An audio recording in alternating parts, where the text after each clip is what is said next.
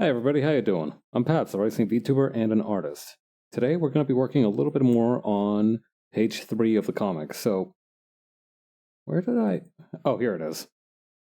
Okay, tight. Alright, so we're going to be working on this. Yeah, I remember wanting to do a couple of things. So first, let's see if we can't get the... Where are the... No, this isn't it. So is it? Okay, so this is a good top first panel, then...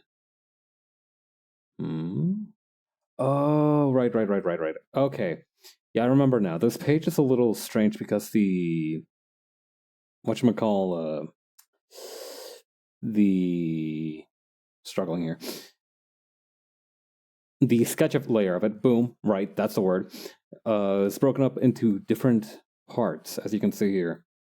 I was fiddling with them just now, but okay. So these first three are probably going to be fine to do. Like, for this one, I can even copy and paste the background from page 2 that I use, so that's fine. Panel 4 right here. Panel 4. I was about to say panel 3, that's not right. I can count. Panel 4. Could use a little bit more work, too. Panel 5 is fine. Yeah, I think the most challenging part of panel 5 will probably be figuring out what's supposed to be right here, because I changed the layout of the background here. Yeah, from page 2. Got it. Can we talk a little bit about like the development process of page 2, because I'm still kind of in awe of everything that had to happen in order for me to properly complete page 2. Because what ended up happening, right?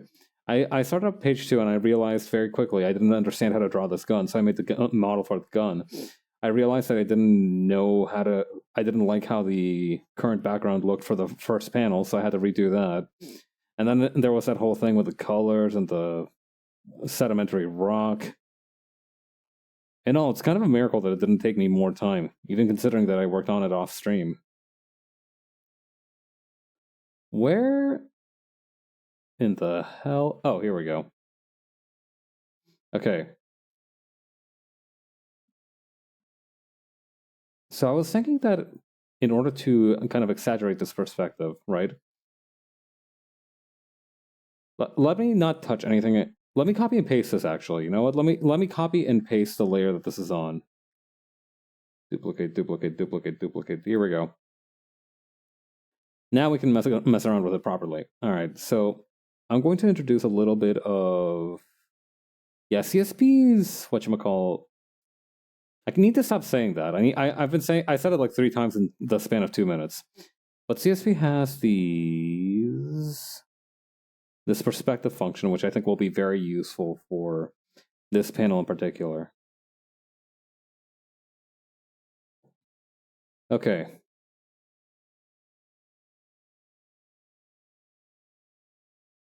Should I work on the first panels first, or... I feel like if I don't do this panel first... Like, I feel like these panels will probably be fine, but this panel needs far more work.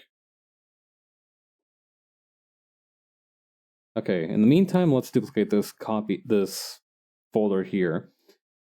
Where the heck is duplicated? Here we go. We'll duplicate this one so that we can properly max out the opacity on all of these so we can see things. I am good at the English language. Oh god, whenever I look at the whenever I look at the history tab here, it's always just the biggest mess of whatever. There are things that in there that I don't remember doing that will haunt me to the rest of my days. But so it goes. Okay. Then hang on, I think there is a way for me to make it even better. If I kind of just... No, I can't do that, actually. I forgot that everything isn't linked, right? So if I move the gun, I need to move the scaffolding too.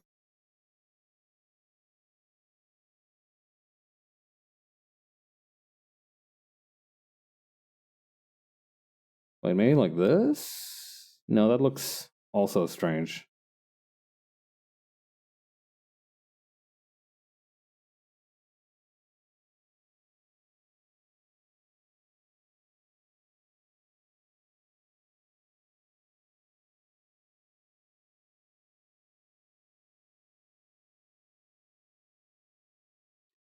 Because what I want is for the gun's barrel to reach out and to really like reach out into the skies. But the problem is that we are doing some Coco Melon shit to this 3D model right now.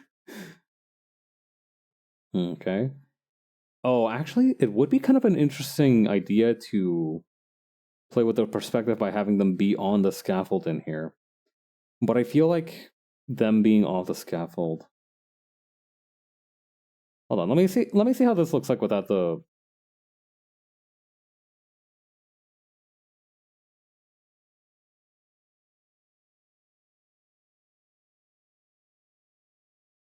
I'm kind of liking it from the perspective of being on the scaffold, and it removes a lot of the work for me because I don't have to draw as much of it.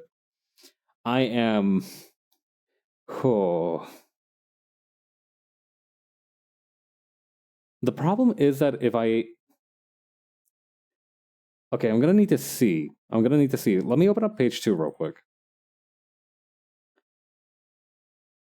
Because if we suddenly go from being just out in the middle of the field over here to all of a sudden being inside of the building with the gun in it like this, I feel like you can see it somewhat back here, but okay.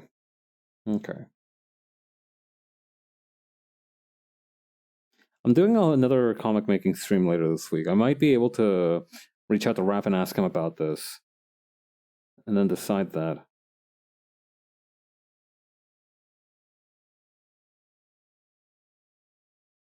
What I might need, actually, I know a great way to resolve this problem. What we can do is we can push this even further out to the right? Question mark.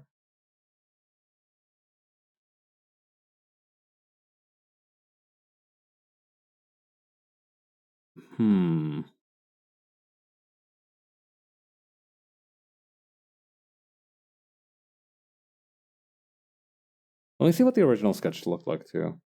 Because the main thing here is that we can see the gun first thing in the panel, right? If we have this kind of like smooth flow. So if instead we have it like I had it just now, right?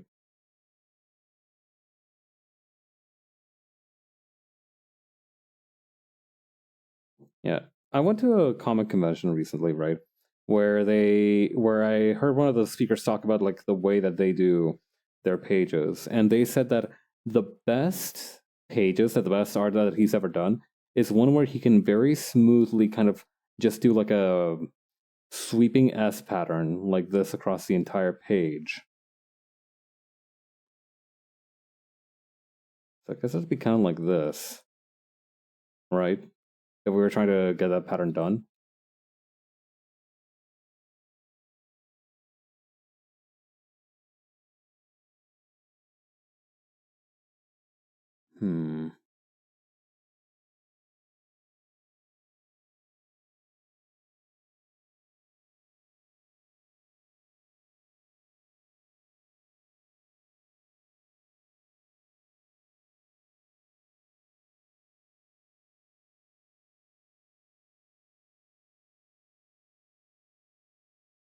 Okay, here's what we do. I think if we emphasize the color of this part right here, it'll be easy enough to piece together from the last page what this thing is what was in the big metal dome.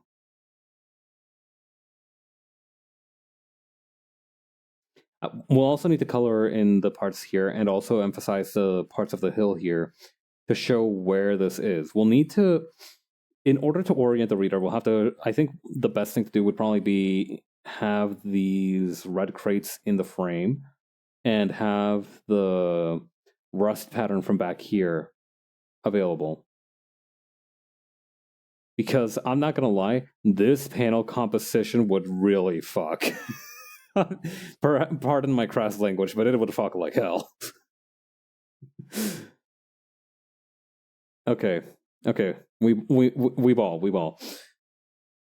Although that does mean that we'll have to do a quick, just a teeny little bit of replanning right here, all right? So if we lower the opacity of this by a lot, so that we can see what we were originally working with, right? Because I still want these drones, I still want the guys working on this, the guys kind of like tottering around and being goofy and silly and taking notes and whatnot. Okay. I think the main thing is the drones. I want to have the drones in here. Besides that, I don't really need any other part of this.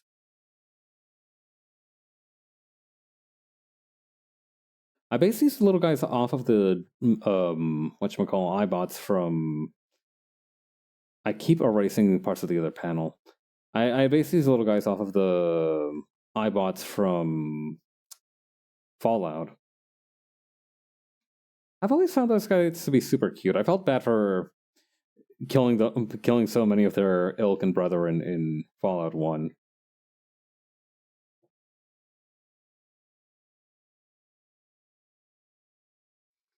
Okay. Let me thicken the Jeep in a little bit. Okay, this other one was closer to the part right here.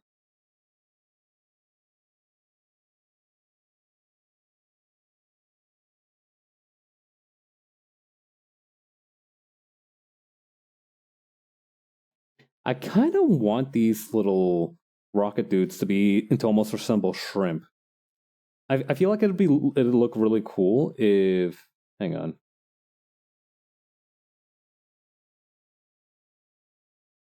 There we go. I think it'd be cool if them kind of like probing and searching something up could look a lot like a shrimp. You know how like shrimp will wave their little grabby claws around a rock to clean it or something? I kind of want it to look like that when they're scanning something. That would be a cool idea, but I don't...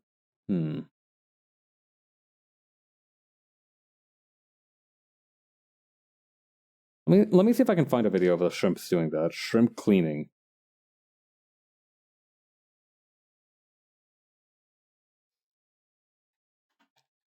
It's as simple as that.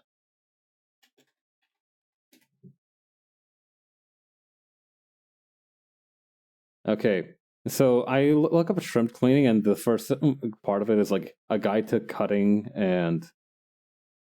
Oh, here we go. These shrimp are cleanup crew from dirty fish. Here we go. This is what I wanted to see. All right, show me the goods. Yeah, that's right. Just climb on there, buddy. Okay.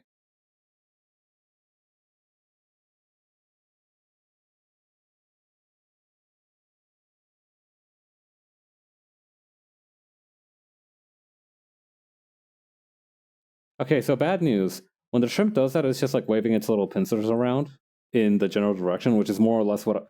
Oh no, I suppose it's good news if that's the case. But when the shrimp cleans something, it's just like waving around their little pincer thingies.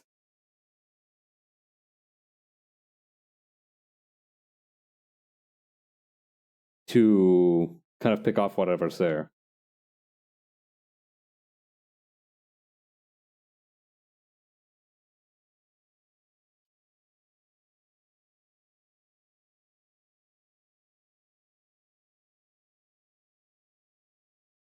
Okay.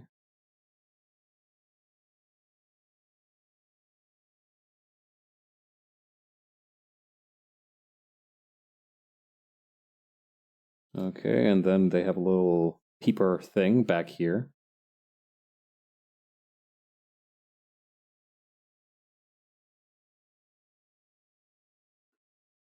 I also need to put this reference layer. Okay, I'll finish my work with the shrimps, and then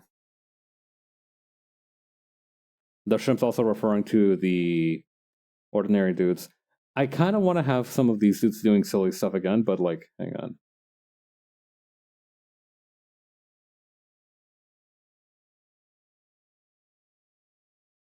Hmm.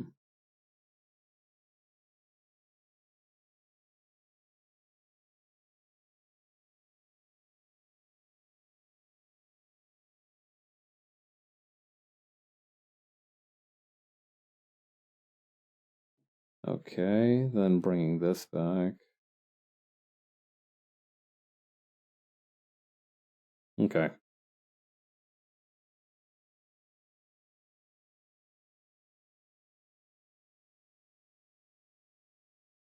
The good thing is that I have ladders here as a reference for how big these guys should be. I don't know. I don't know. Maybe I feel like ladders give me a good sense of scale for how big people should be in a given scene.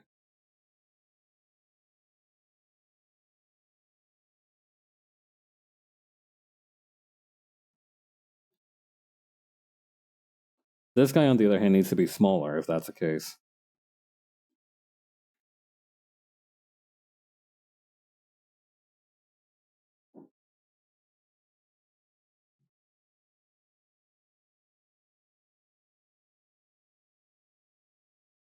Okay. I really want to include that dude balancing, what is that, a bucket on top of his head? But sometimes you gotta make a sacrifice for the good of a page.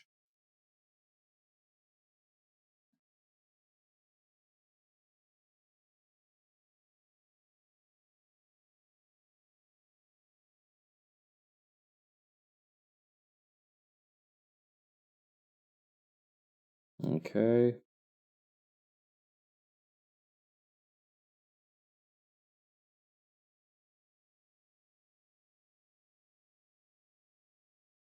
Okay, is the hole from over here obvious? It's not very obvious is the problem. So I think what I'm gonna do is I'm going to have a small secondary hole. An auxiliary hole, if you will. That will kind of cut off where the rust starts and stops. Like this part here will be. I'm guessing that they wanted it to be. If I were an alien species and I wanted to make sure that I had like a very reliable refueling station, the main things that I would make sturdy are the parts around the spark plug and the spark plug itself.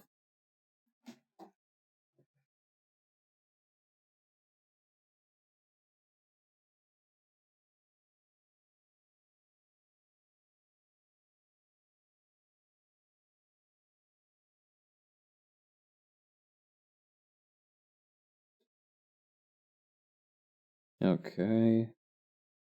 We're just putting Gord back here because I feel like that's the best place for her.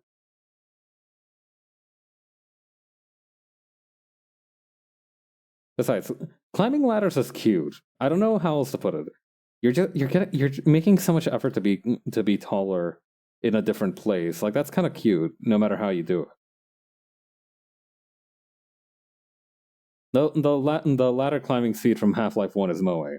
You understand.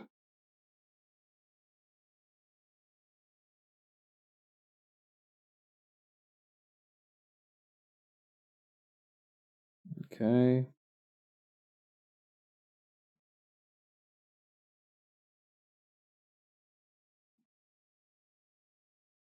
I kind of want to make this guy here less wide.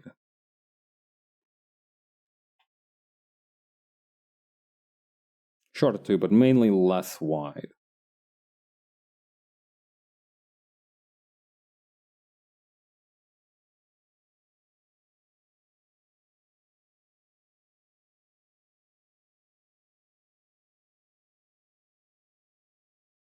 Okay. Erase this part here.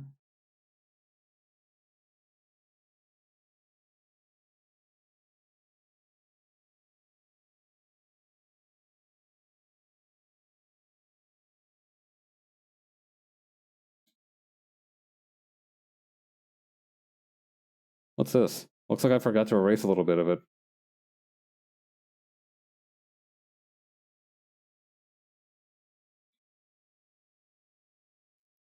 Okay, let's see how it looked like in the original. Okay. Right, I think Hawk was helping Horatio climb up something. I think in this case, Horatio can be the one taking the lead right around here.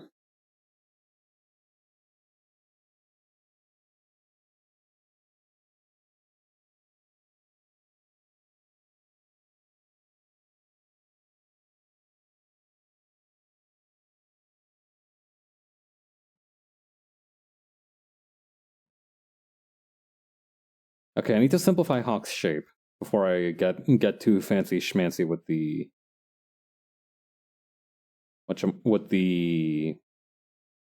details on the boot.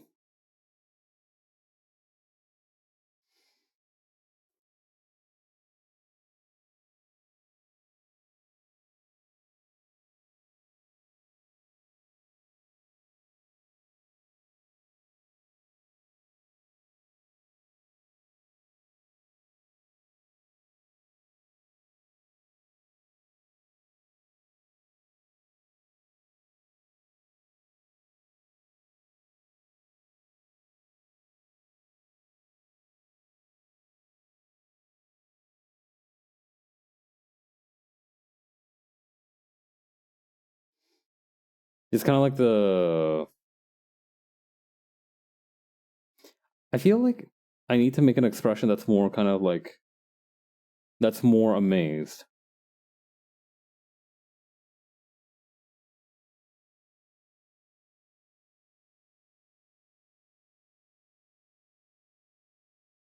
There we go.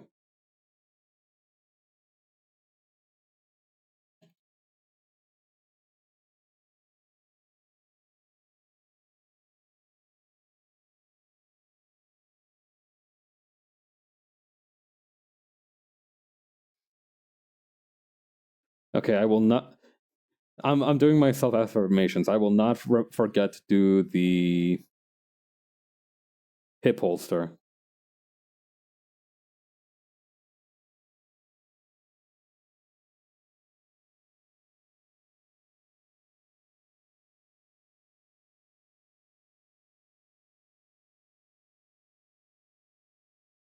I love that after expressing my frustrations with how long it took to do page 2 due to the different little mix-ups that I did in there, I'm doing the exact same thing for page 3. I am Boo Boo the Fool. Yeah, there's this technique that the guy at the... I told you guys earlier that I went to this panel where a guy talked about his comic making technique. He said he gave me a very interesting anecdote that he decided to pick up this one comic that he talked about on during the panel when a buddy of him sent him a script for an idea for a project, and he found himself doodling in the margins of the script. That's how he knew that he wanted to do the project. I think that's a good approach to it, but I think that's also a good approach to storytelling, to kind of to the panel composition, because you only have so many panels to work with. But if something in the script really stands out to you, and you draw out it out a little bit, and you have a striking image for what you want it to look like, I think that's going to be very helpful as well for planning composition.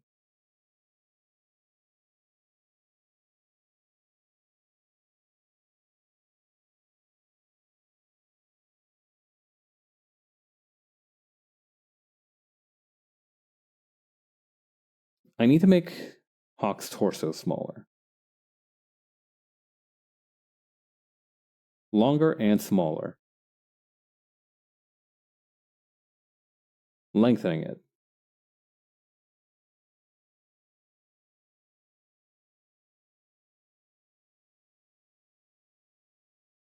I'm also going to put this guy over here.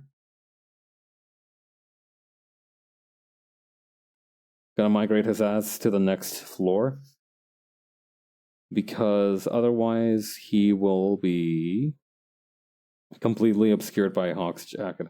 Actually, do we need that? No, we need it. We need at least this guy and maybe another dude as well for good measure to make the place look populated.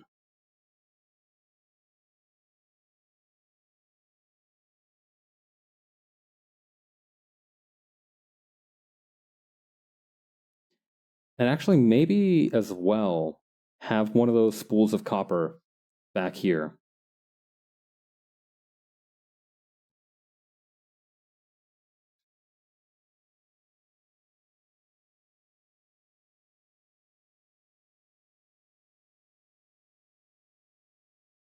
Okay.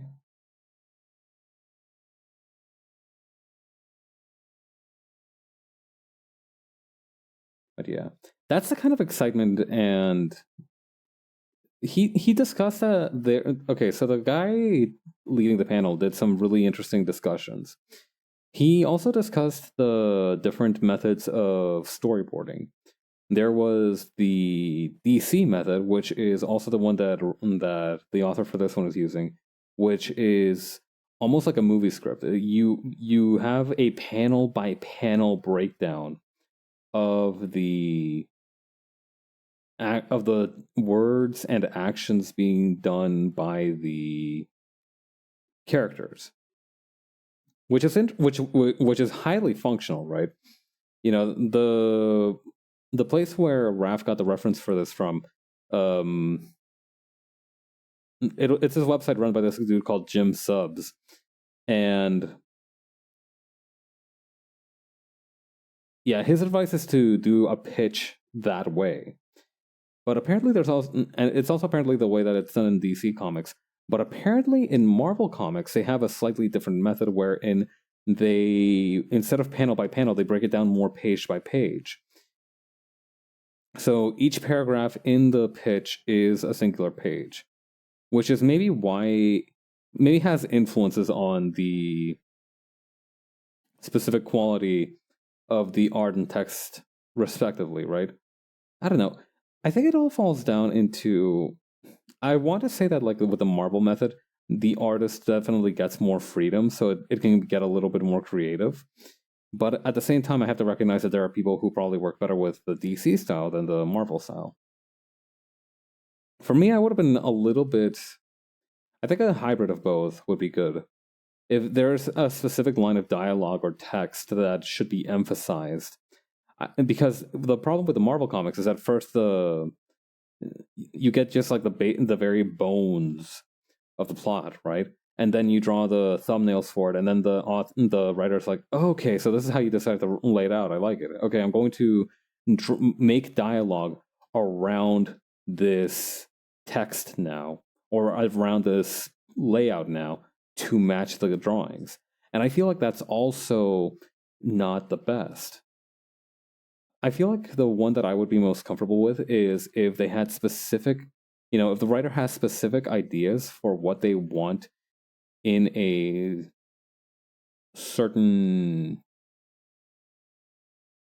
page, if they have like an idea for a dialogue that they really want to see in there, I want to see that too.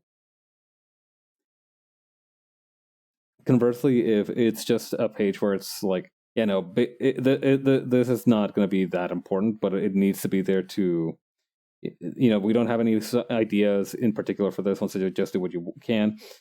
If that's the case, I would appreciate the freedom of it. The problem is as well that this is my first draft of the page. It's a little difficult to decide what I want out of it.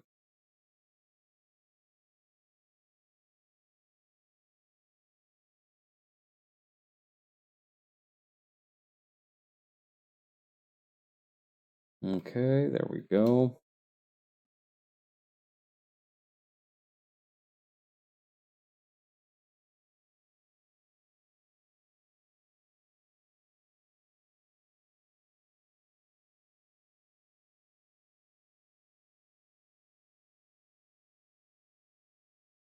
Let me use a rough eraser right here.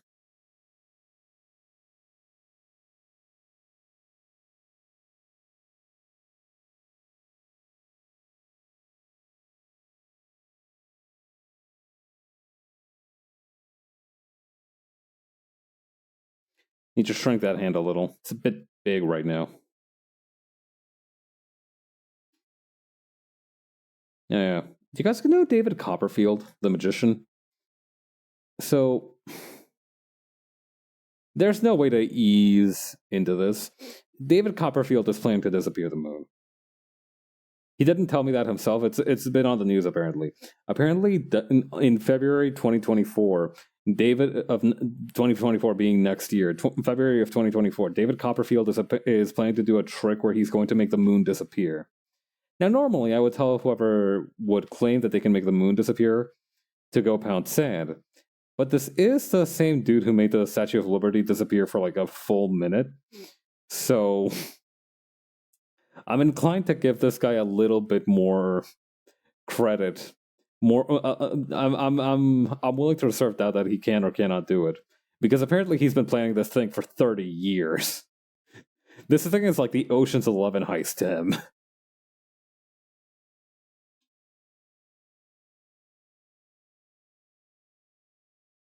Okay, I have to remember what Hawk's hair looks like. I think is it swept to the side to the left or to the right? I remember it was swept to one side. What the? Weird that it's cropped like that, but okay. Okay, it's swept to the. It's got more weight on the left hand side.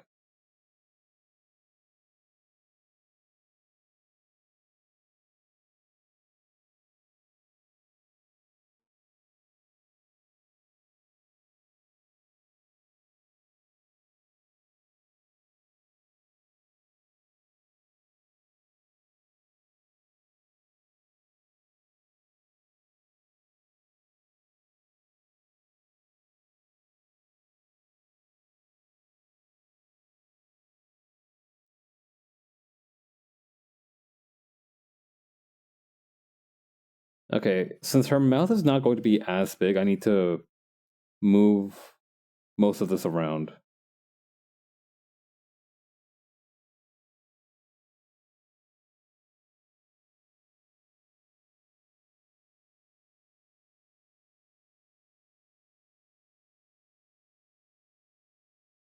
Okay, we get rid of this part. We add the scaffolding part here.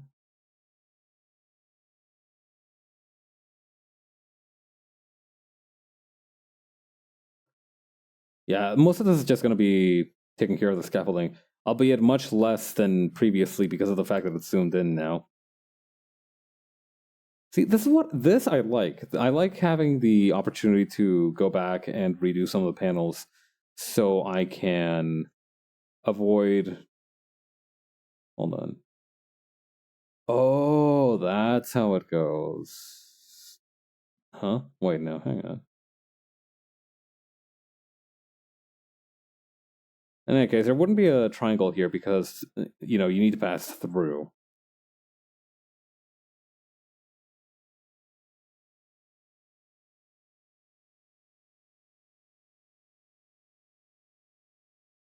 Right, so this is how it goes.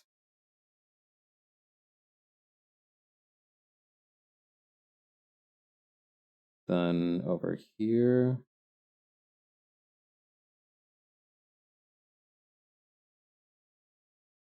Boom, boom, boom. Then back here.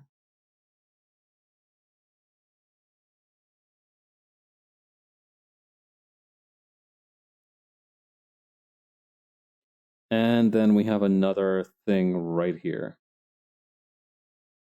for the scaffolding. I'm exaggerating the width of it a little bit here. It's going to be much thinner in the actual line art, especially because it kind of interferes with Hawk's jetpack right here. Also, Hawk is really big in this panel. I'm going to need to shrink her down a bit.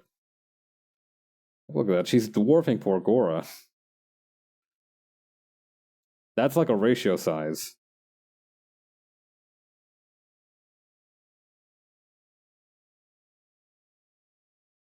I might also shrink Gora's head to compensate for this a little bit. I feel like I keep squishing Gora. It's not right.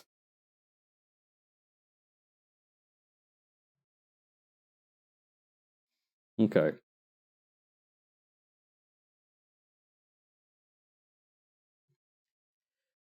But yeah, anyway, David Copperfield's apparently planning to fucking blow up the moon or something.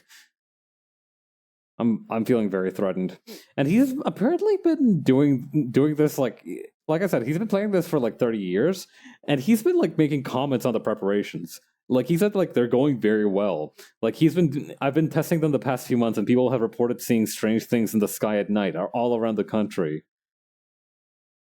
Bro,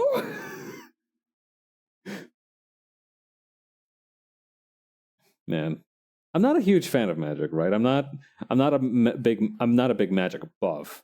You know, so I remember a friend of mine was telling me about Penn Gillette, right? And I thought that it would be spelled like, first I thought it was like Penn Gillette, like pendulum, but then I thought it was Penn Gillette with like a G, like the razor brand. In any case, yeah, I'm not a big magic guy. There was a time I was interested in learning how to do tricks with ropes, like Joseph from Part Two, but I that got nipped in the bud pretty quickly because because I was like going through the knots in this book, and all of a sudden I came up on the noose. And like they taught me how to tie a noose in the book, and I was like, this is a good idea to learn. is because I was learning how to do these on a bus. I was learning it on a field trip, and I brought a bit of rope and this ebook on how to tie ropes to pass the time because I knew that there was going to be like a 3-hour bus ride. And then it got to like tying a noose, and I'm like, if I do that in public transit, people are gonna be uneasy. And then I didn't. I remember to do the hip holster. I'm awesome. I'm the greatest to ever do it.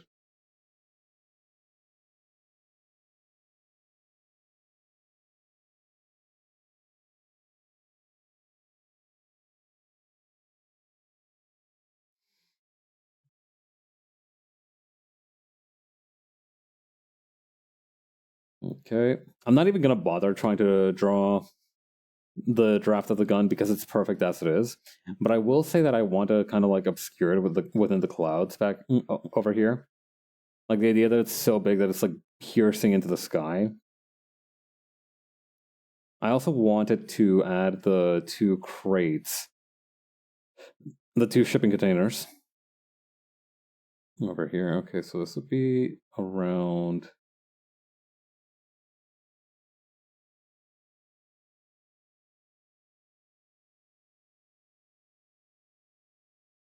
Okay, having the fence post right here.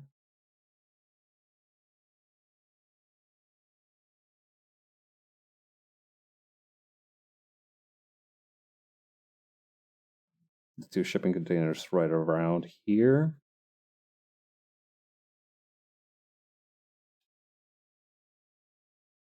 The big pile of dirt right around here. We can start hiding the clouds behind the pile of dirt.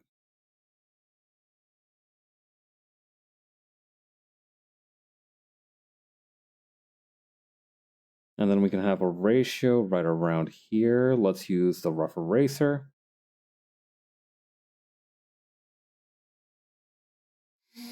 Man, I'm gonna miss the moon when it's gone. I know he's probably gonna do it temporarily, but I can't help but imagine that he's gonna do like Piccolo and explode it forever and permanently. God, that would be a crazy idea. Local magician blows up the moon is I'm pretty sure how Shadowrun started.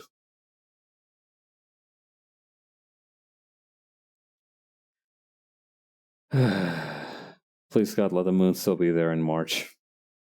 I can't go on without her. Seriously, sometimes you just see the moon in the sky and it's like, oh my God, I'd forgotten about being human.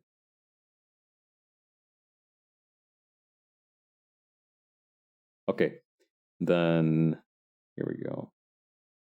This is the Millie pen.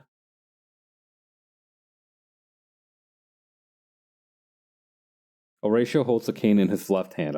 I am beginning to learn. He is beginning to believe. Okay. Anyway, Horatio holds the cane in his left hand.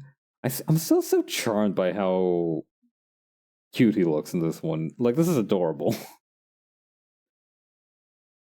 He looks like a mascot of a tour guide.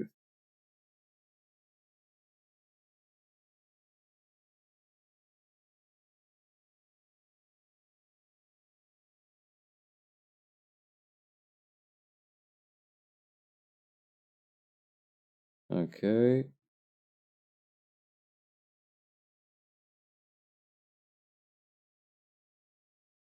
Let me review the script as well to make sure that it's gelling with that. It's been a week since I've actually looked at the script.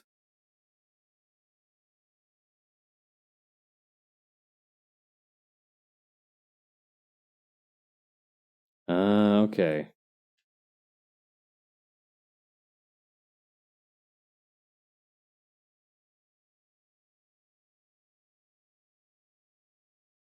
I want him to be winking. I'm going to make Horatio wink in this one.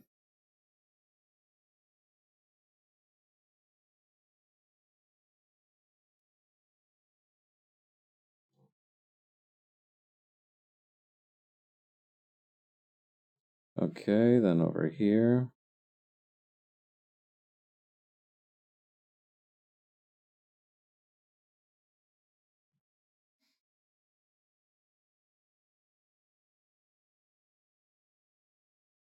It's really funny that Horatio's like, what's more surprising is what its actual purpose is. Yeah, like he's like, it's quite impressive. At first, I thought it to be some ancient weapon, but its true purpose is far more surprising. And then immediately Hawk is like, what's more surprising is how beautiful this place is. You don't mind if I keep in taking the scenery? Like, she completely... she's like, I am not interested in this machine. I am interested in flying. Priorities straight. Listen, I'm not saying that I would brush off somebody trying to tell me about their interest, but I would, if I had a chance to fly around in a cool place with a jetpack, instead of sitting down for like a 3-hour lecture on like what this weird machine is for, I would be out of there. My ass would be in the air.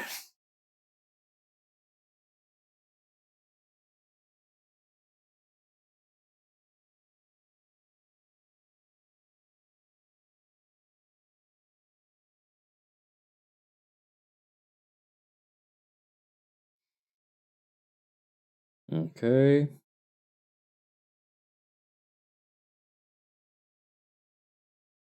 I need to move this chin to the side a little bit.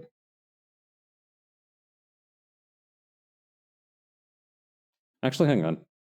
Flip it around. There we go.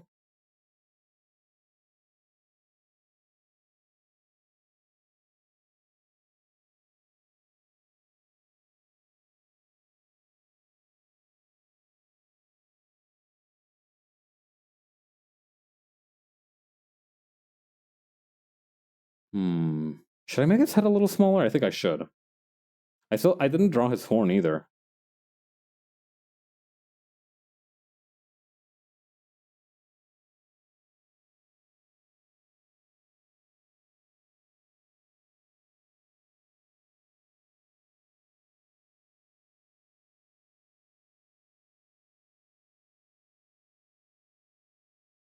Okay, then this horn up here.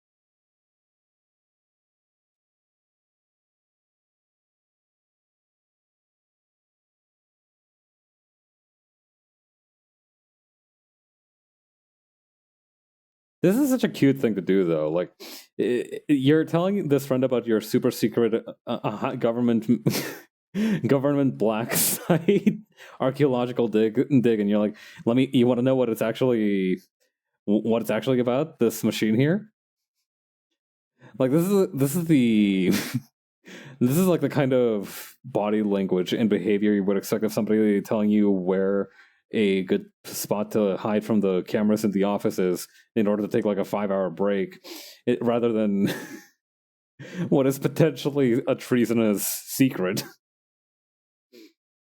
I mean, granted, he doesn't know that the secret is like that important, but like, still, hilarious.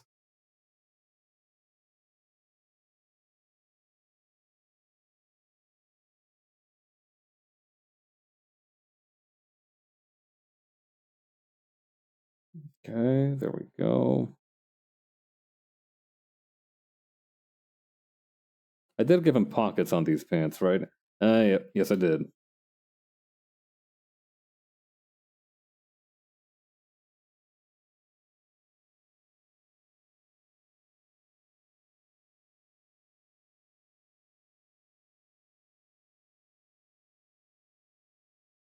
Okay.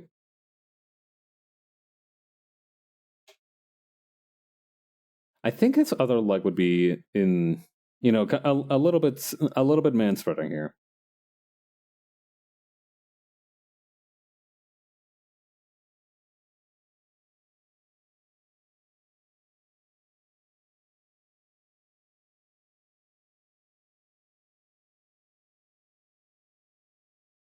There we go. Yeah. In other news, apparently the breakfast sandwich stonks are going through the roof. So, okay, so a little while back, I learned that apparently cereal, as a food group, was having a little bit of a crisis. So cereal is currently and probably always will be a fairly popular food, but apparently the cereal industry is having a little bit of a rough patch.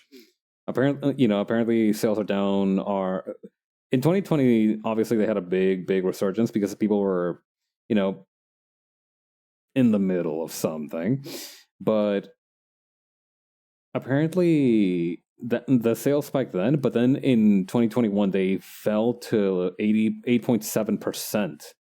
They fell by 8.7%, and then a much more reasonable and normal 3% dip back in 2022 to 2023. But basically, becoming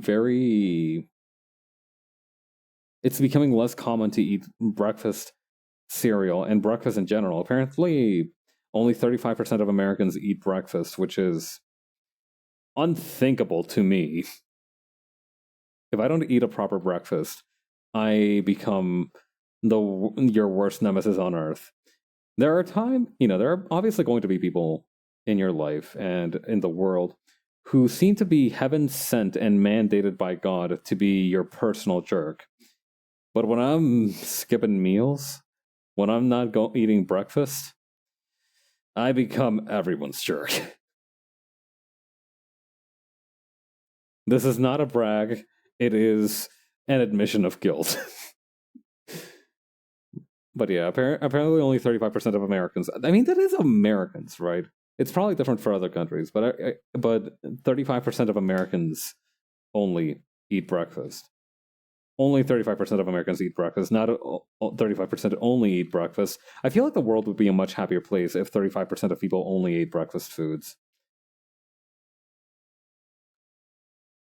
Like, I remember when breakfast food was the go-to number one food group. Like, you wanted to eat something decent, you ate breakfast food. People used to announce all-day breakfast menus, and people would be like, "Yes, we love this." Now apparently it's like breakfast. No, thank you. In any case, the reason for this is mainly because, for the people who do end up, the 35% who do end up eating breakfast, they usually opt for something that's very mobile and easy to eat. For example, hold on.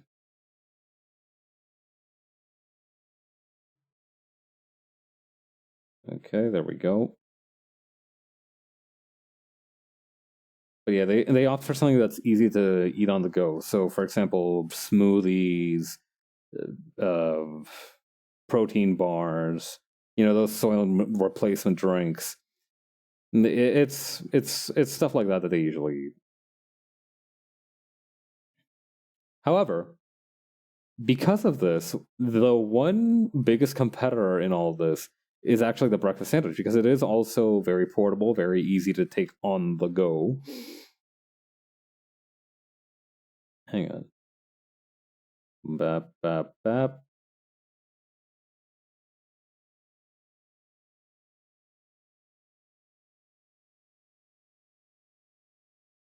But yeah, it's got some protein in there. It's very filling. I can attest to that fact. I love breakfast sandwiches. I love how filling they are.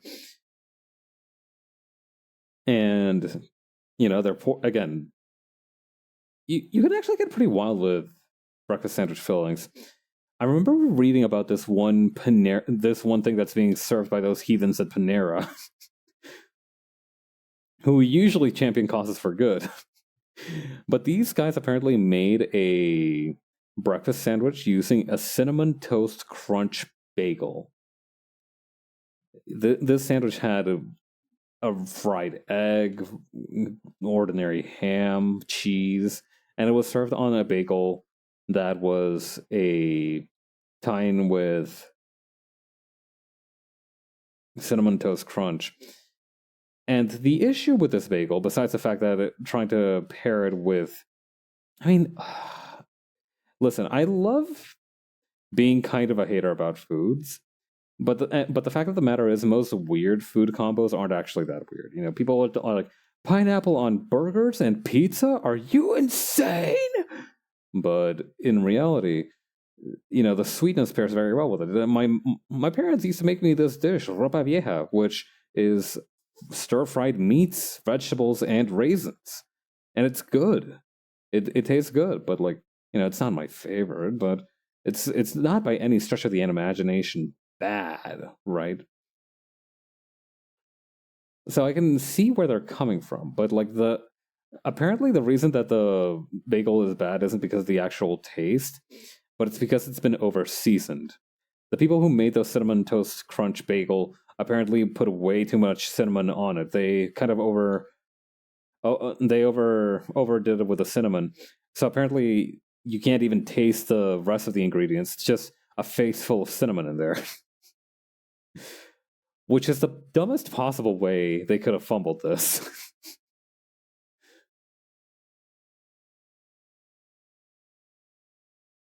Okay, so here's what we do. We are going to select Peepaw here. We are going to... This is actually kind of a very swagger stance. I like it a lot. We're going to tilt him over this way. There we go. And we're going to put this arm out a little bit further.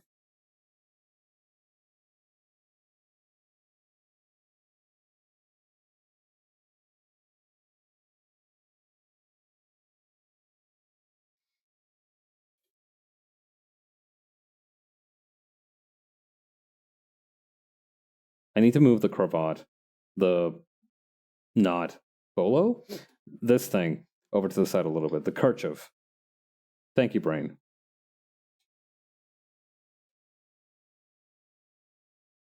But yeah, it's kind of insane that cereal, of all things, is having a Joker moment. The thing is, I ate some cereal growing up, but that's mainly because I loved the taste. They had these Oreo cereals where I grew up, and I used to go ham on those. Wait, I don't know what the. Right. Okay, no. Yeah, this is fine. This is fine, actually.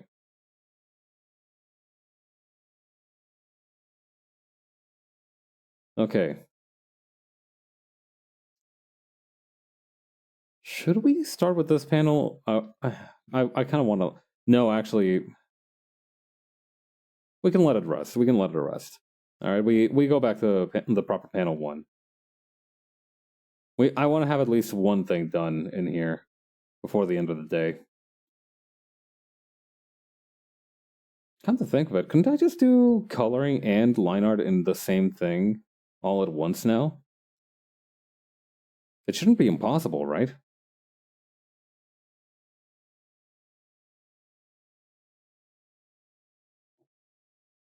What the? Oh, here we go. Try to pull a little sneaky trick on me and stuff itself into the bottom frame. Luckily, with my huge brain, handsome face, and sharp wit, I was able to notice this before a disaster struck.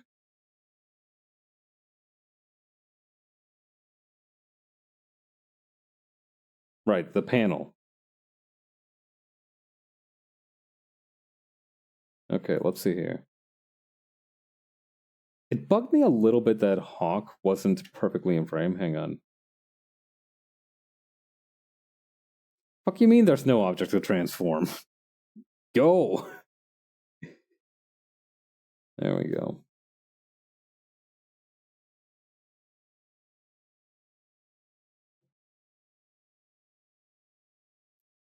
You know, we center Hawk a little bit.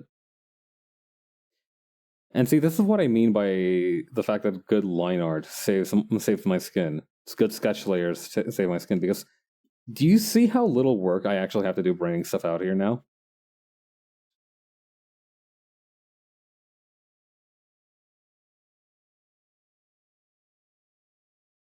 Okay.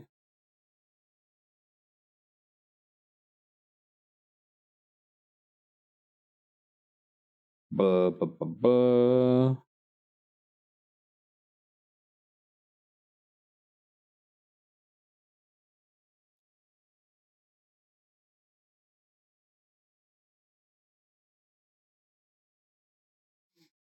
This, I kind of wanted to have a proper.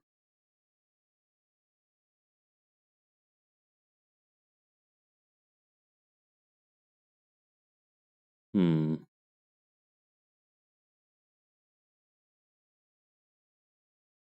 Hang on. What if I.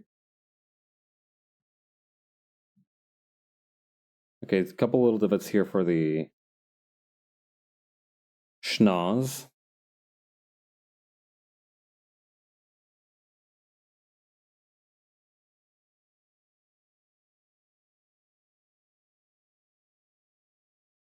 Okay. Eyeball goes here. Oh god, she's staring at us. Okay, no, that's not right.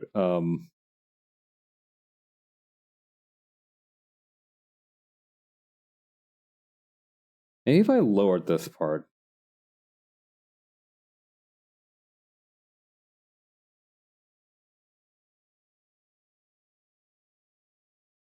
Okay, I've got an idea. Please cooperate.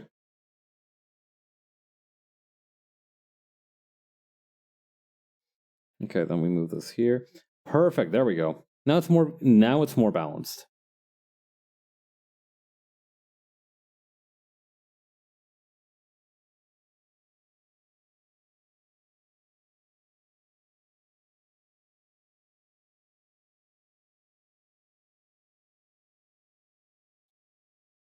Okay.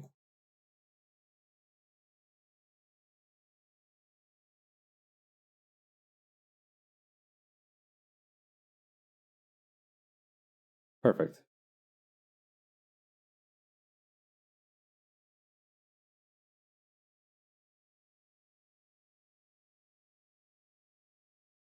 Do the same thing over here. I could have used a No, I couldn't have used a symmetry tool actually.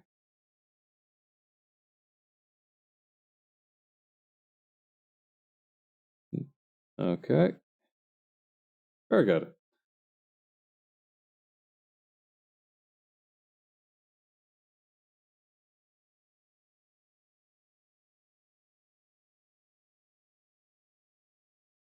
Then bomb, bomb, bomb,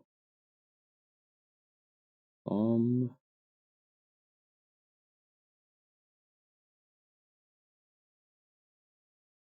Okay.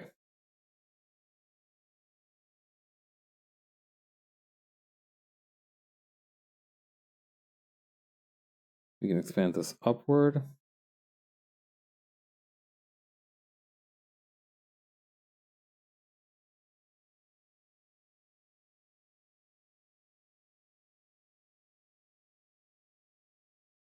Very good.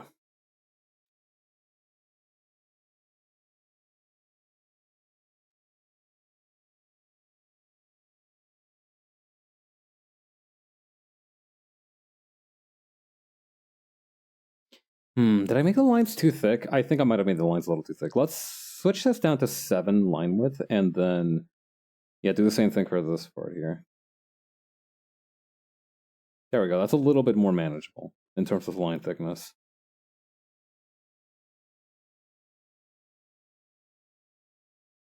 The only issue with that is that now we have a few gaps here and there, which I'm not the biggest fan of, but we can roll with. And they're an easy fix.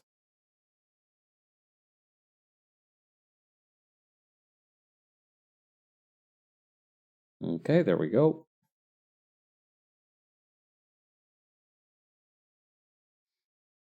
Man, I wonder what it is like to know a magician, though, right? We were talking about David at Copperfield earlier. I do wonder what it is like to know a magician.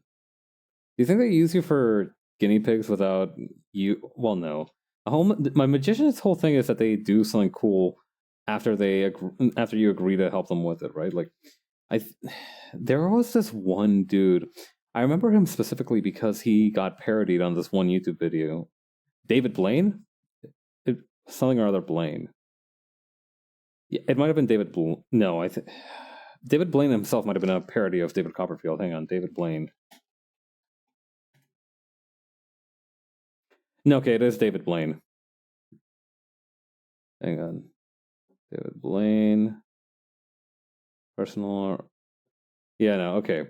So, yeah, I remember David Blaine particularly because there was this one YouTube video series of him appearing before these two very kind of like be set upon, these put upon men who are like, oh no, get away from us, David Blaine. You're not doing your stupid freaking random ass magic on us again. And he's like, no, wait, it's gonna be different this time. And they're like, promise? And he's like, check your pockets. And suddenly they're full of like dynamite or something. I don't know. It was that kind of sense of humor.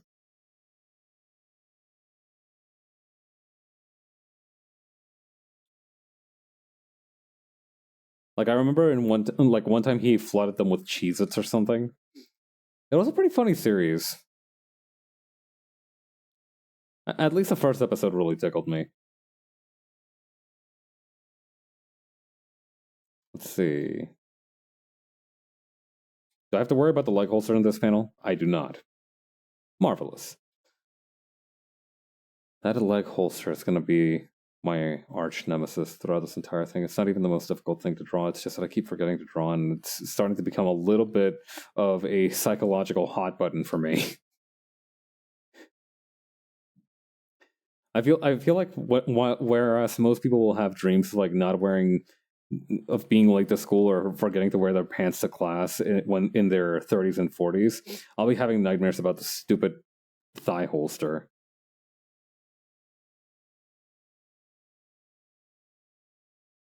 It's Jover, I think.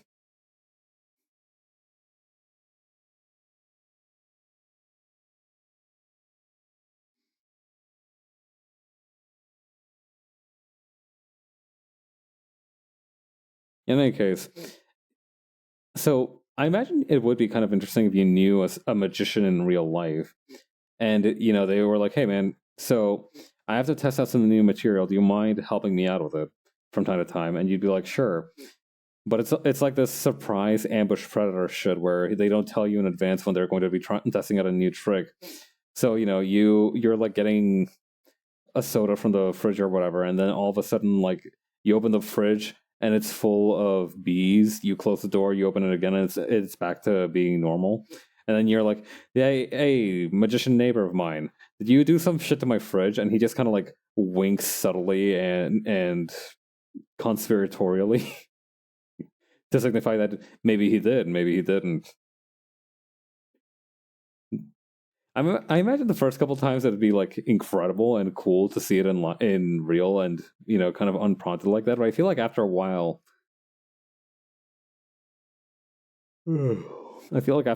like some boundaries would have to be set more firmly because if you have a bad day, you're taking one down, you sing a sad song just to turn it around, and you see in your parkway this dude who has somehow managed to perfectly bisect a dog. And the dog seems to be fine. It's just enjoying its life without, it's not even like walking weird or anything. It's just like walking like its hind legs are invisible or something. And he's like, and you're like, fuck my life. Like you need, like it'd be like a hotel room where you'd have to put up a do not disturb sign. Instead, it's like a picture with like with like a high fantasy wizard with like a crossbow bolt through its head saying absolutely no fucking magic today. I fucking mean it.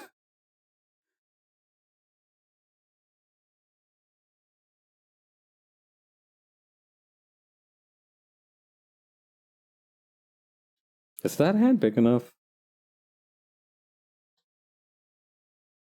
Hawk looks a little bit like Luke from Street Fighter 6 in this frame. I think it's the hair. I do think the hair is a little Luke-ish.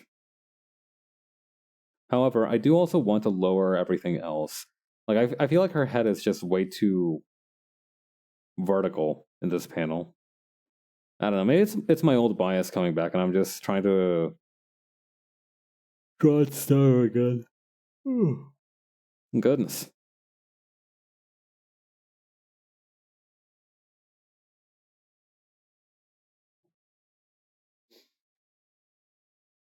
Okay, move these down a little bit too, and we'll shrink the nose a touch.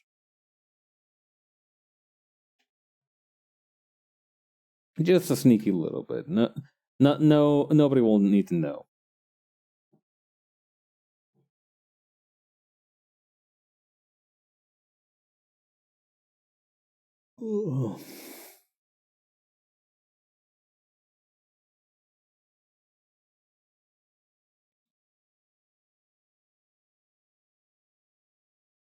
Okay, a little bit of hair here. Wonderful.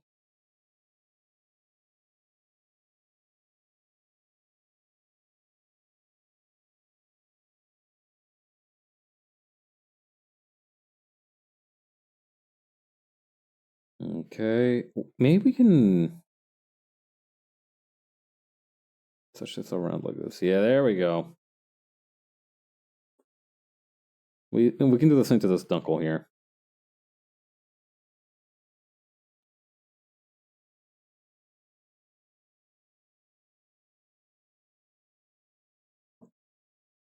Okay.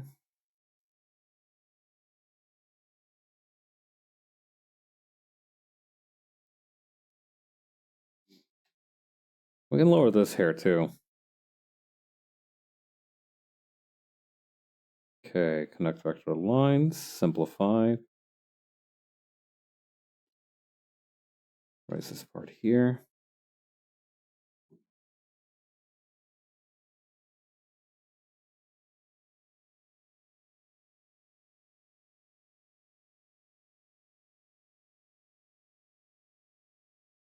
Yeah, there we go.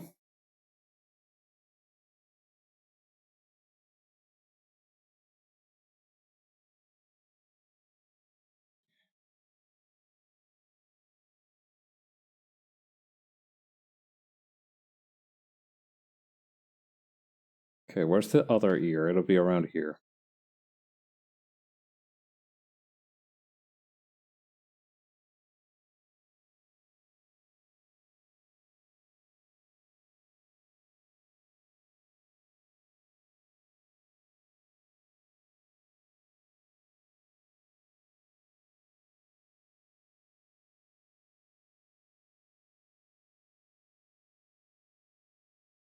Okay, right here, we finish the eyebrow.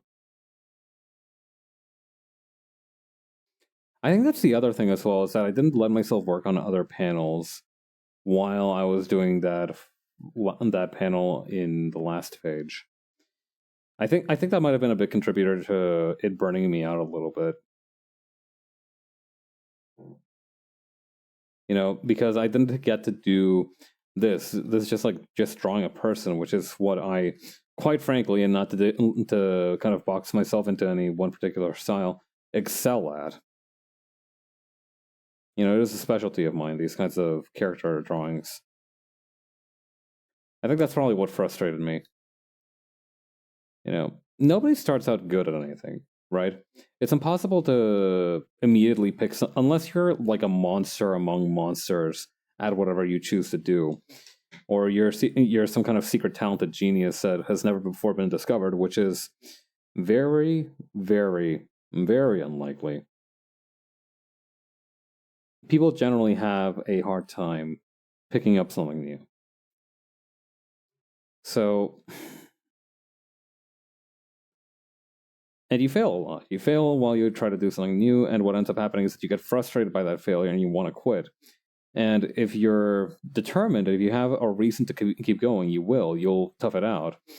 And even if you don't, sometimes you'll tough it out anyway. Or even if you do, you'll still quit sometimes. But you'll have a reason to keep pushing forward, and that's how you get better. But in order to continue that push forward, you need to be able to, you're going out of your comfort zone, so you need to return to it a little bit to kind of realign yourself a little bit. I think to me, returning to my comfort zone looks like doing lots and lots and lots of these character things.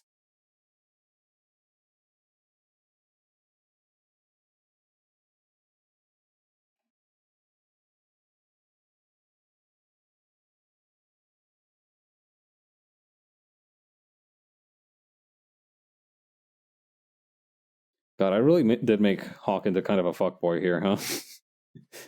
That's fine.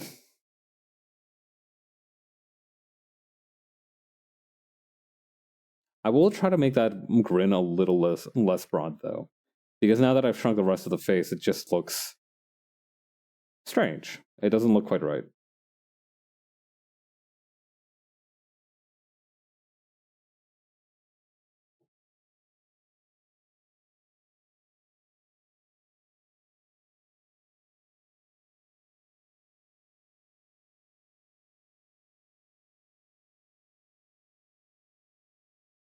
Okay, there we go.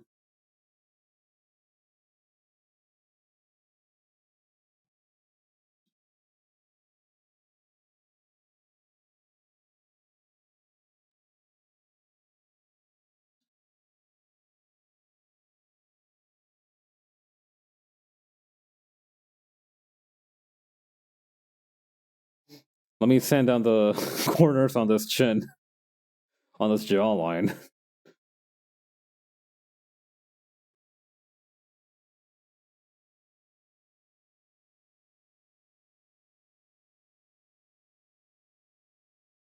Okay, very good.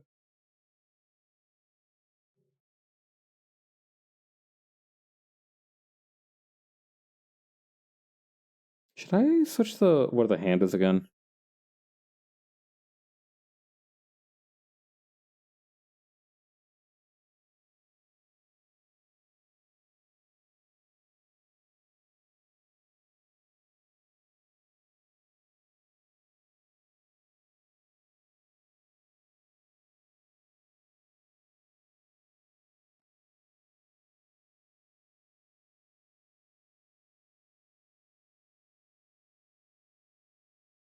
Alright, we need to extend the arm here. Shoot. Let's try that again.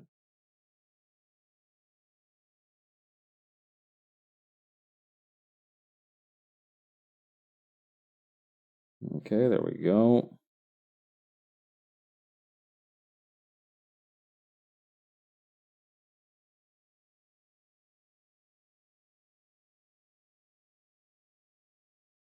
Okay, shrink this down like this.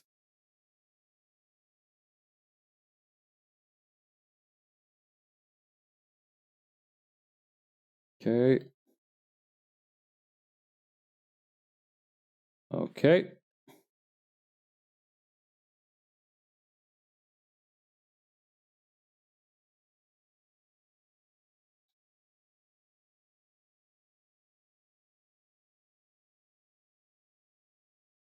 Oh, this is where the hair strand is. I see.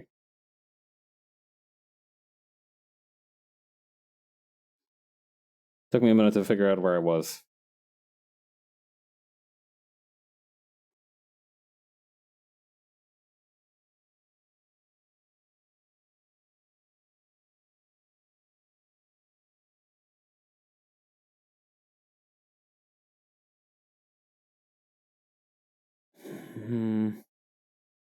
The thing is that nobody runs their hands through their hair this way.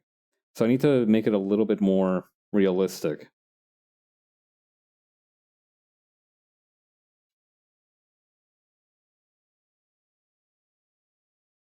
Okay, there we go.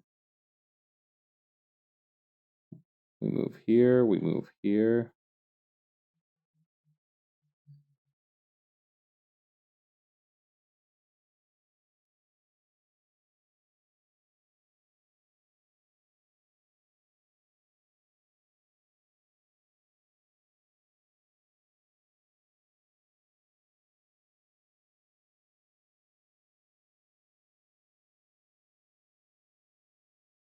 There we go.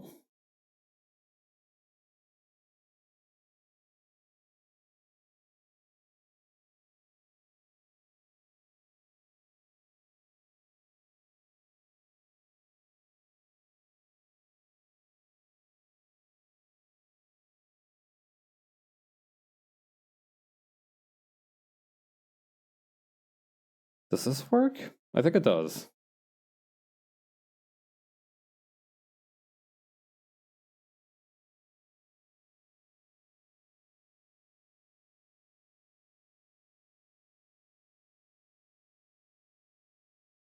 Okay, then over here.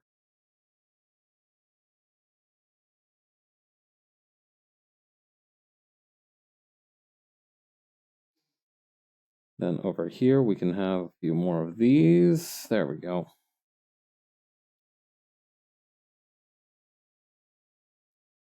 Okay, bam, bam, bam.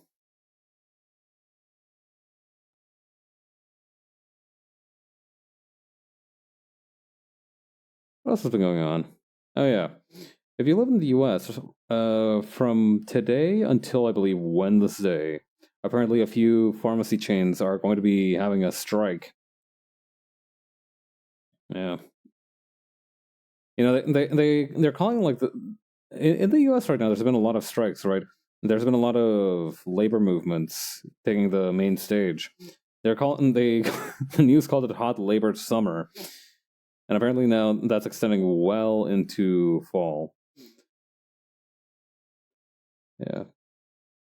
Apparently, the United Auto Workers also said that they are going to extend their strike because of the fact that one of the other car manufacturers, so the main ones that were being affected by the strikes, I believe, were Ford and another one. Their name escapes me. But apparently, there was also a third one involved called Stellantis, which is also not kind of bringing the same heat to the deals to the table. So that's why they're extending the strike. Well, so it goes.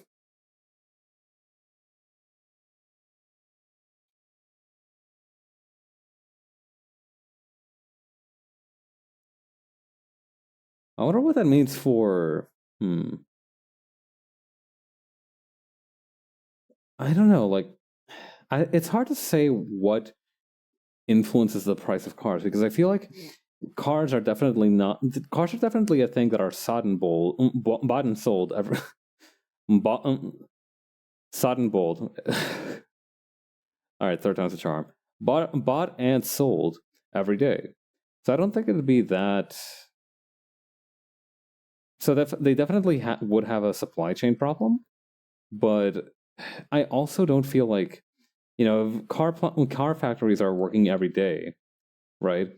There's no, you know what I mean? Like there's no feasible way that all the cars that have been made this year are being sold immediately. Like there's no way everybody needs a car all the time. Like I don't know, maybe it's just because like to me cars are super expensive. It might be different to somebody else who just does this for a living.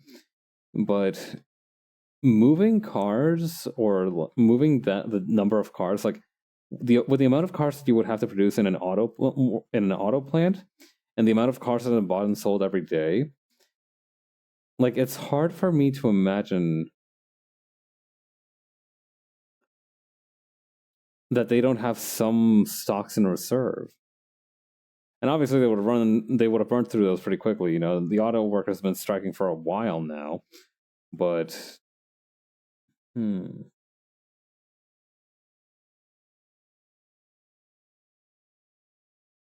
there we go.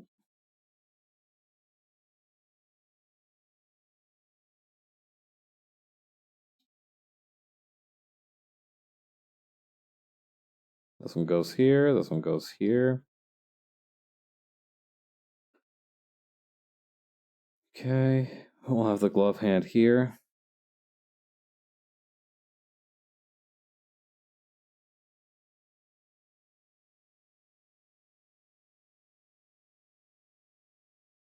Very good. I feel like I'm forgetting something up here, but I know I'm not. At least I don't think I am. Did I draw the rest of the goggle? She's not wearing the helmet. I drew the rest of the goggle strap just fine, so that can't be it.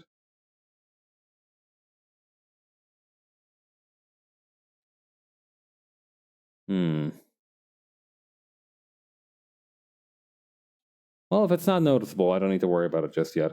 I'm sure I'll see it in while I'm coloring or something, and I'll be like, "No, why didn't past Pabs notice this?" And it'll be like a whole thing where I beat myself up. That happened in page 2, actually. I realized that in panels 4 and 5, I had actually had Horatio's hand in the frame without his cane, which, like in this last panel here, right? Cute picture, but I'd forgotten to draw the cane entirely. So it implies that the cane would have just fallen kind of haplessly to the ground. So that's not generally generally speaking, that's not a great look. In any case, yeah, I didn't notice that until I was coloring the panels, and I'm like, wait, no, hang on. Well, so it goes. I'm sure I'll be better about that in the future. He is lying.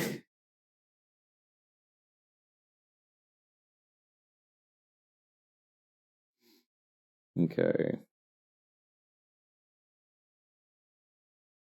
That thumb is off. I know why. It's because the fingers are like... Hang on. There we go. That makes at least a little bit more sense.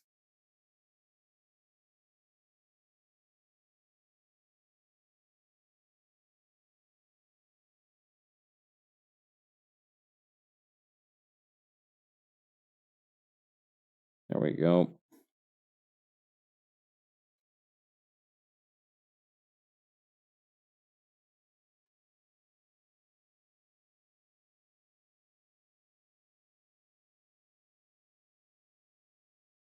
There we go.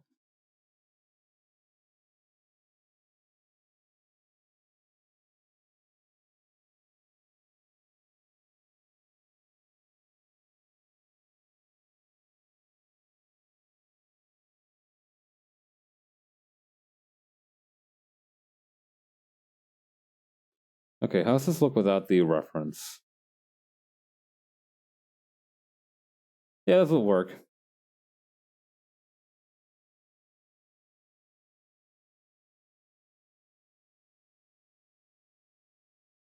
Bonk, bonk, bonk, bonk. In this one, you would be able to not see them. Also, I should probably make them a little bigger. A little wider too, why not?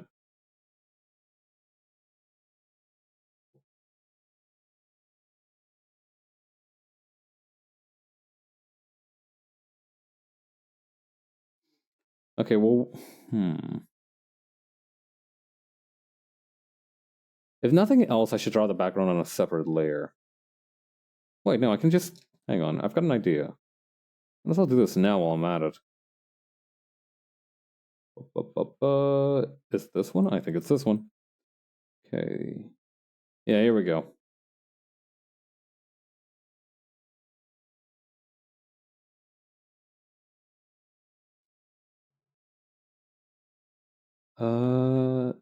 Okay. we're going to move these behind Hawk and then up around like this.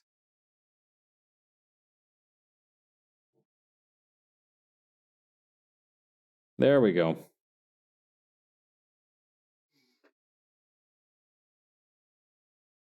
That is how you use the old noodle. Right on. Then I could just throw like a big blot in the sky. Like I said, I might as well get into the habit of coloring and shading these as I go along, because I feel like that's going to be much less onerous as time goes on. I feel like as I am right now, doing line art all the time, I'm perfectly fine with. I love doing line art. That's fine with me. But if I have to just do a bunch of coloring at once, I feel like I go insane. So we space them out. We take new methods. We take new approaches. Although, granted, if I had to draw that and paint and shade that one first panel in that second page, I might have really gone out with honor. If I'm in the spirit of full disclosure.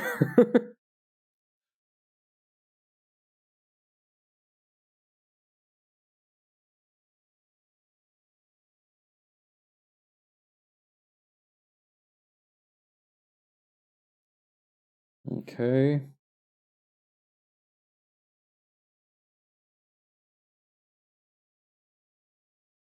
Then I'm going to copy and paste this, filter, blur, Gaussian blur. Blur that's or something mighty.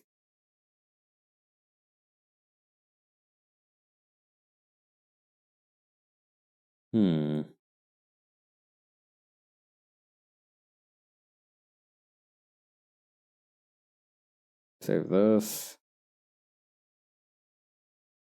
Let me offset this backmost layer of trees a little bit more. That's not the backmost layer of trees. This one?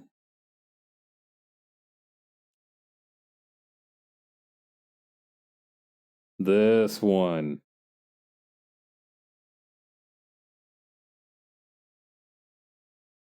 If I kind of just reach over and squish it, like so.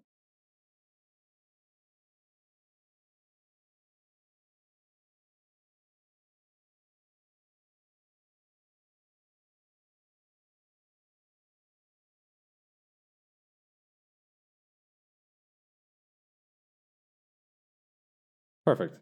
Okay, then after that,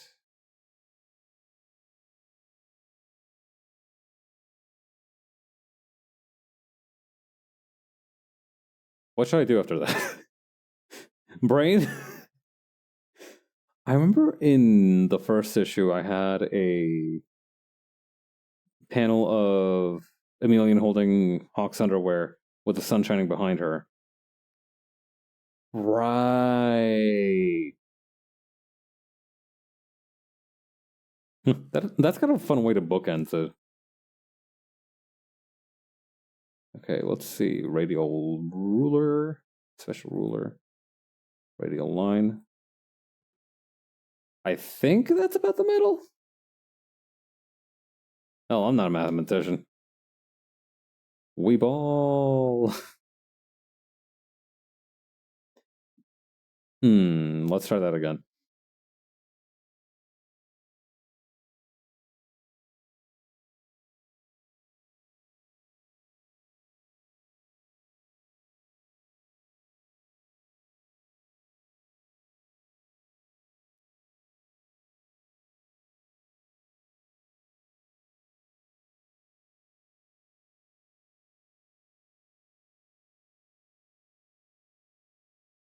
That doesn't look like a sun ray is the thing.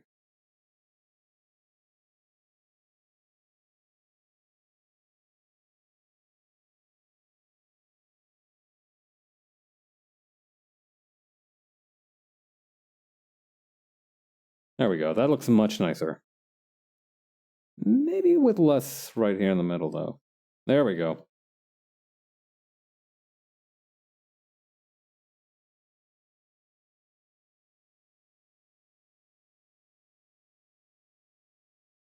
Okay.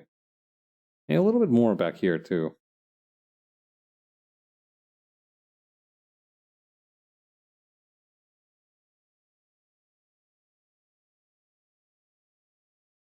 Okay. Maybe we do a little bit more trolling. Just a hair. I remember I had these weird effect lines that looked like this. That was the wrong one. They shouldn't look like that.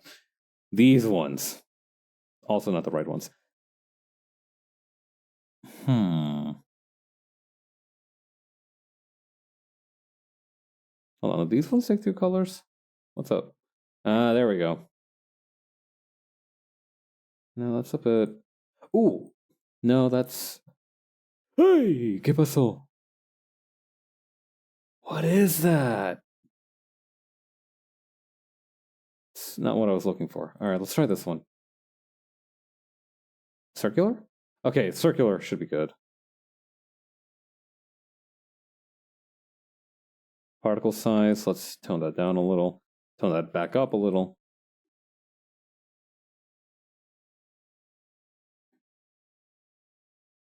On the other hand, you know... Oh, wait, hang on. I have an idea.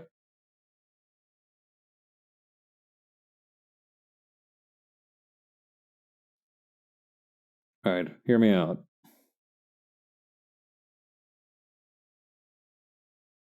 Cool.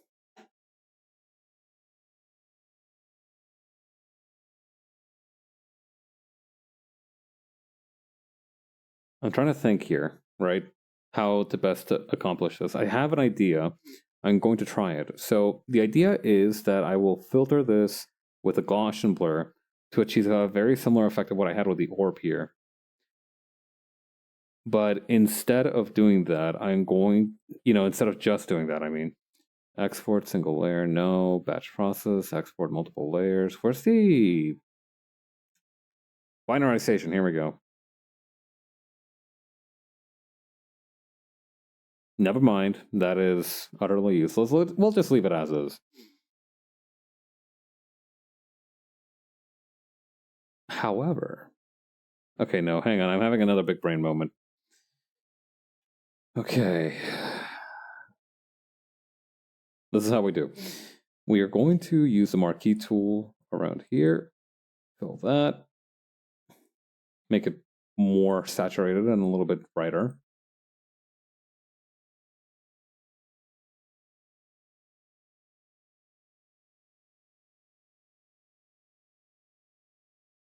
Okay, that should be good. Then we're going to punch a big old hole in the middle. Make it oval shaped.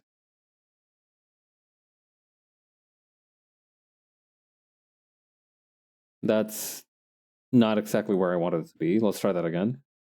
A little bit higher. A little bit lower. Less.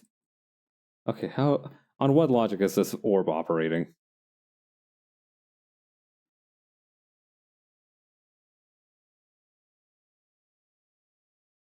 There we go. Okay, now we use this screening. There we go.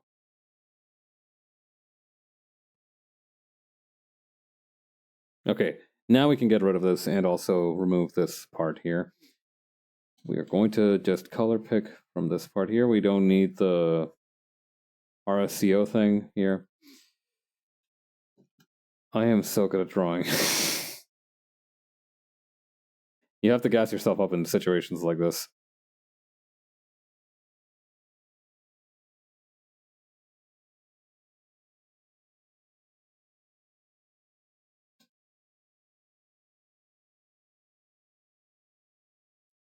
See, the funny thing is about people... The thing is, right, I've started to realize something, that because I very often use an exaggeration of my own capabilities and skills as a basis for a bit, I feel like that sometimes leads people to believe that sometimes I don't actually believe that I'm as good as that as I say at that thing. Like, I just said, oh, I'm so good at drawing, right? But because of my brand of humor, people might be like, "Wait, does that mean he doesn't think he's good at drawing?" No, this is like genuine praise for myself. I forgot about the flippin'. I was sitting on that one for a minute. I forgot about the panel thing. These suckers need to be fully squared. Yes, sir.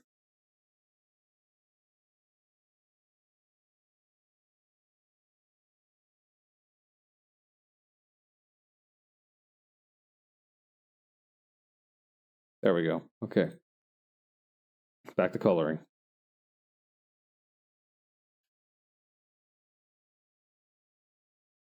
Okay, there we go. Grab this again. That being said, the coloring was probably one of the easiest parts of this, besides with the exception being, of course, for the sedimentary rock thing. The coloring is the easiest part for me because or rather, the shading was very easy because for a lot of this, right, I kind of just freehand shading, the tone for the shading. I just choose one at random. Like, this is a color that I picked freshly for this issue. The glove is missing a little bit of shading here. We can just go in really quickly and fix that.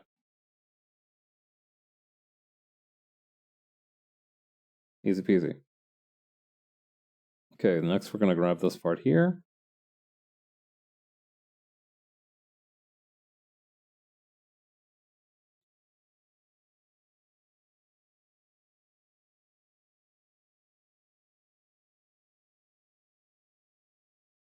There we go.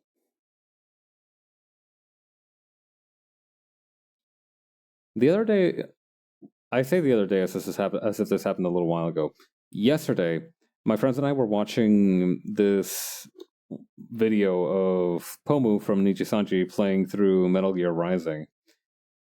I cannot claim to have ever played Metal Gear Rising. I haven't played that game yet. I do own it. I will probably end up playing it someday on stream, but I haven't had the chance to just yet.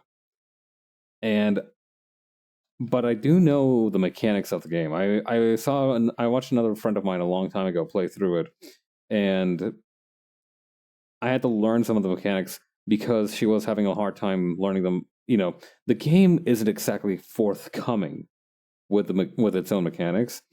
It's a little bit obtuse too. So ordinarily, in most character action games like Metal Gear, as is the genre of Metal Gear Rising, you often have a system that lets you parry. You know, in Bayonetta, for example, a game that I have played and I have beaten, thank you very much, there is this one trinket that lets you essentially parry the enemy's attack, and when you do that, it gives you an opportunity to hit back with one of your own, which massively boosts your points. Everybody claps and cheers and hollers.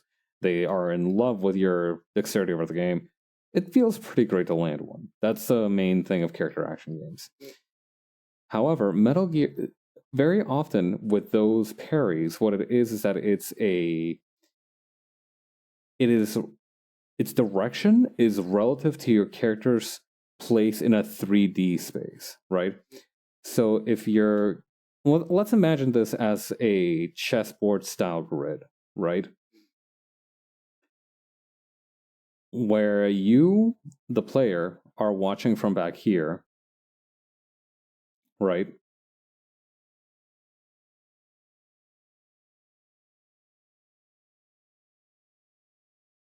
And your character is here,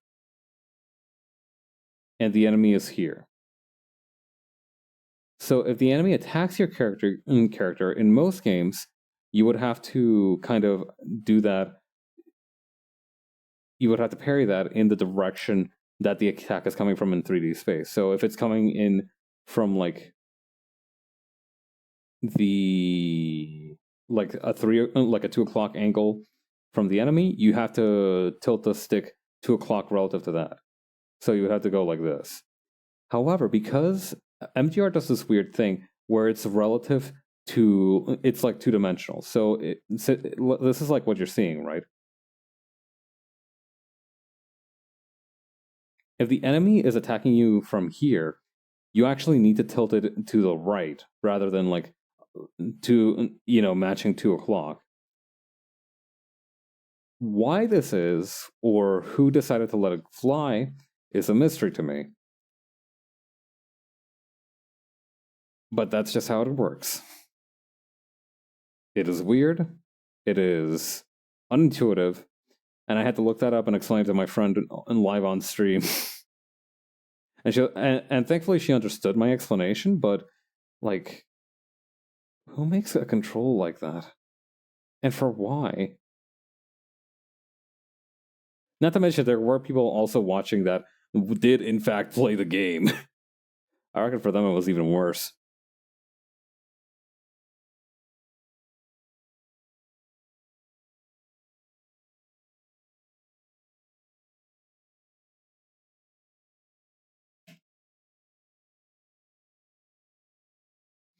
Okay, then over here we are going to grab Gora's color pattern. We need to, hang on. What we also need to do is we need to change the background color.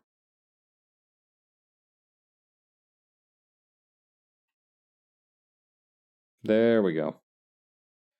Oh wow, that is much easier on the eyes. Okay. Did we miss any spots? No, it's looking good. I do think that's where we are going to end here for today, though. Let's see that with the rest of the... Yeah, very nice. Do we have time for shading? Fuck it, we do a little shading. Why not?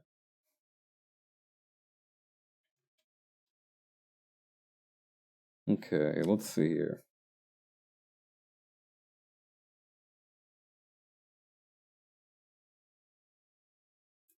This is going to be important too because we need to do it with the light source coming in from behind here.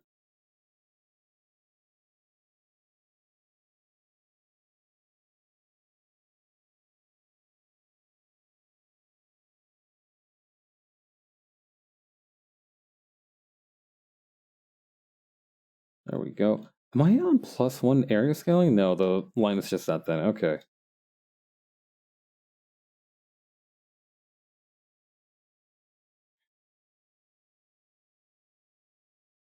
This is the same color layer. I should not be... Oh, 1 minute. This is the same color. This is the color layer. This is the flats layer. I should not be shading on this. Let's try that again.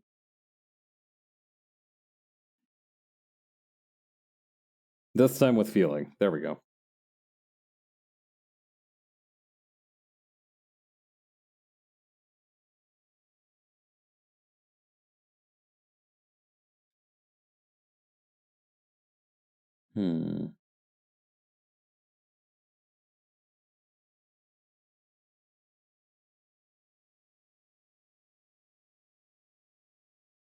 There we go.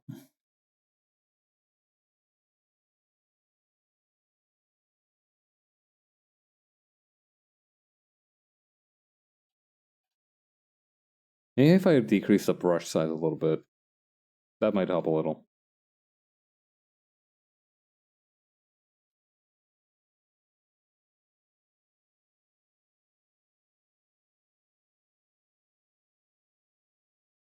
Perfect, okay.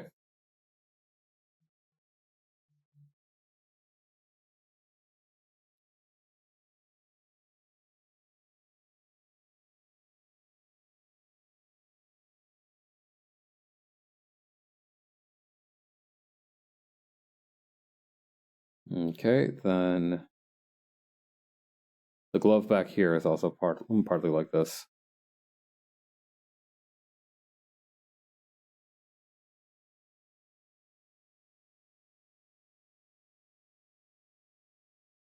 Okay, we add an extra line right here.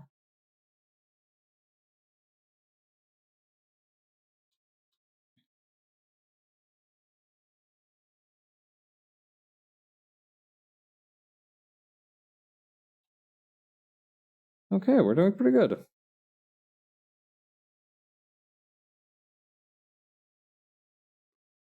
Did I have anything else that I wanted to riff on while I was drawing? Yeah. So it turns out that the handbag, much like the cereal industry, the handbag industry is also having a Joker moment. Yeah. I don't know why. Apparently, okay, so very recently, with the exception of Hermes for some reason, I don't know why Hermes didn't get hit. Probably because they're part of a different company. So Louis Vuitton, Christian Dior, Tiffany and Company, they've all had like a flop in their sales cycle recently. Yeah, they're. It turns out that okay, so Louis Vuitton, Christian Dior, Tiffany and Company are all part of a brand called LVMH, which is one of those like bigger. You know how like Kellogg's is owned by the Johnson Group or whatever. A similar deal. They're essentially a bunch of big luxury brands that are flying under the same flag, theoretically,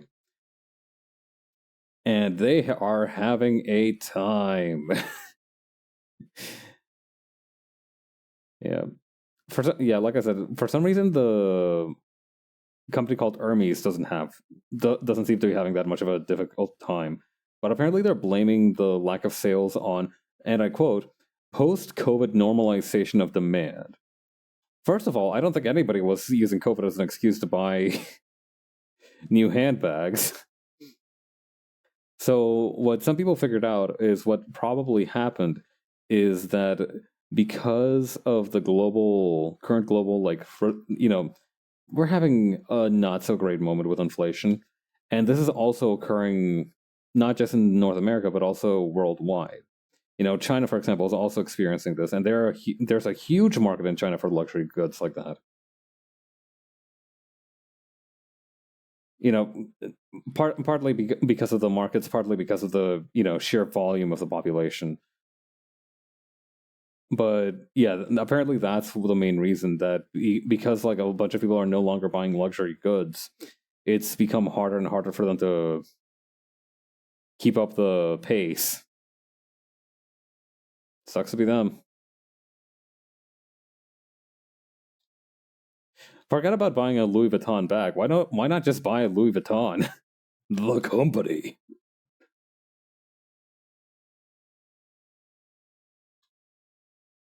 I remember I used to read, right? I when I was a very impressionable teenager, I used to read penny arcade comics. And I'm not a huge fan of like the tone they take anymore. But one that I do remember very, very, very distinctly is this one that they did about the fact that Interplay got sold. The Interplay being the original brand behind Fallout. Interplay had to go bankrupt or something. Their studio closed down essentially. So one of the things that they lost, obviously, was the rights to Fallout. And they essentially portrayed this as a garage sale, where this dude was like selling all kinds of random junk, and this dude ended up buying the rights to Fallout for like $5. That's how I imagine. That's what I can hope I can do to like a large corporation at some point. It'll probably be much more than $5, but I'm holding on to hope. I just want to have that flex. Probably not Louis Vuitton though. I don't know what company I would buy. After it experiences a massive flop so badly that it has to be put up for sale. I don't have any companies I have a particular grudge against, except maybe Adobe. And unfortunately, the way those guys are basically like cockroaches, so I don't think they're gonna be able to. I'm not gonna be able to enact that fantasy anytime soon.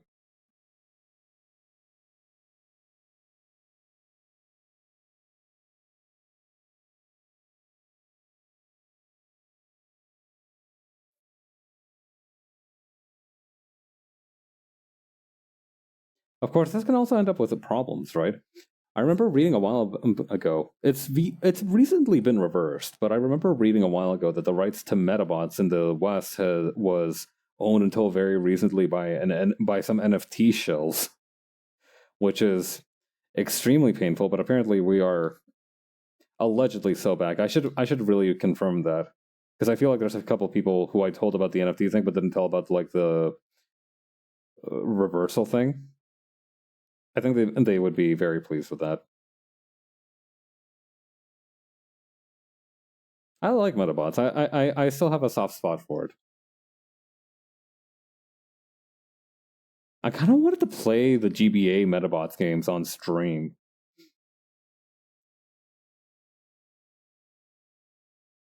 I feel like that'd be fun. I just don't know how well they would have aged is the thing.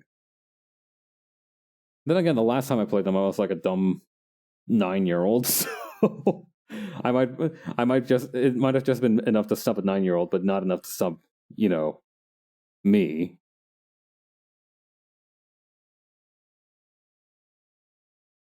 Hmm.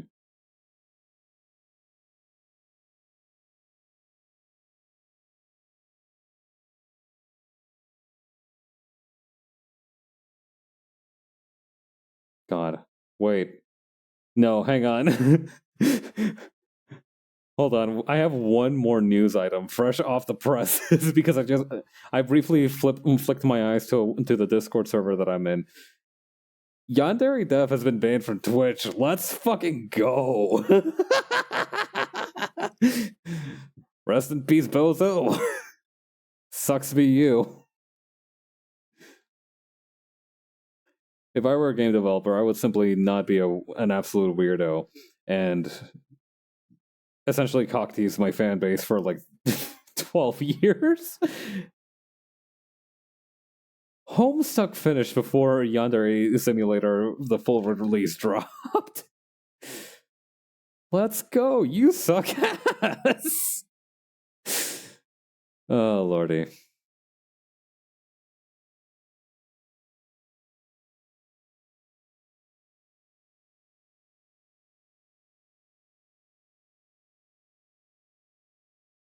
But yeah, that's some good news at least. God, that guy was a real scumbag. I keep forgetting. I keep remembering him as this other dude, and I forget who that is. Like I remember there was also some other hyper edgy freaking weirdo running around, and I forget his name. I don't know what that guy's status is. Hopefully, he's retired from pretty much everything that has public facing that has public facing consequences. I don't know. I don't know what the right kind of reaction. Listen, as somebody who creates content, right? I do wonder, like, if you're a dude who is a complete asshole and you somehow manage to turn your life around, but you've already kind of burned every bridge you have, like, how do you start over from that? Like, as long as somebody's willing to try and do the right thing, I'm willing to give them the benefit of the doubt in most cases. I'm not saying that is an obligation. I'm just saying that's what I like to do most of the time. But like,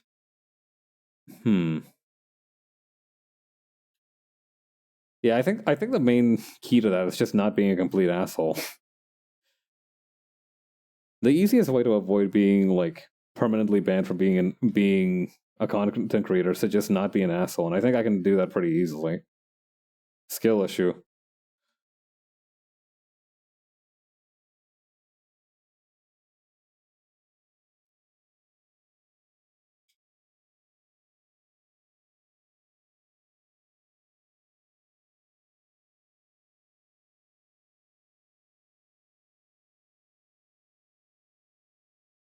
Okay, that's pretty good. Then we need to have it right here. Do I also shade the helmet with the same color? I think it's a little darker. Yeah, it's slightly different.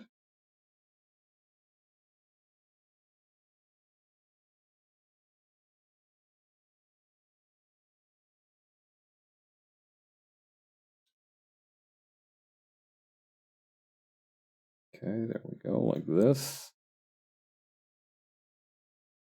Maybe if I use a soft eraser right around here.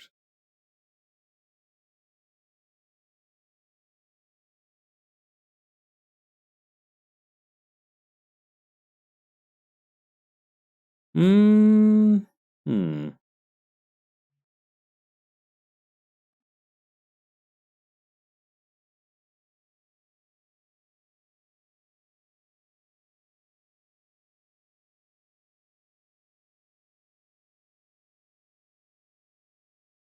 That'll do.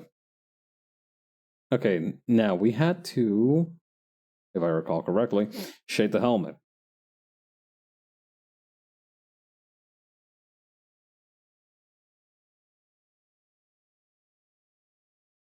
Okay, over here.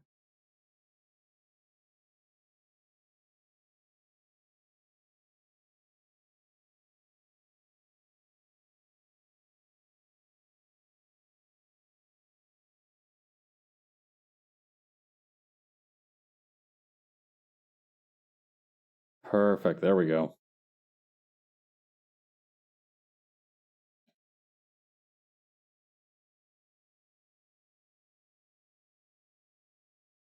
We'll do the same for the wing back here.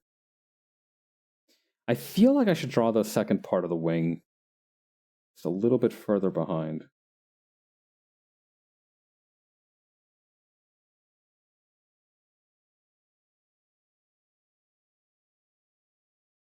Okay, then over here, we're just gonna flatten that. Add the flats to that. I shouldn't say flattening it. That's not what we're doing. I also think it might benefit us to have. I like how the sleeve turned out. It might benefit us to have like a slightly darker blue here too for the inside of the for shading on the inside of the shirt.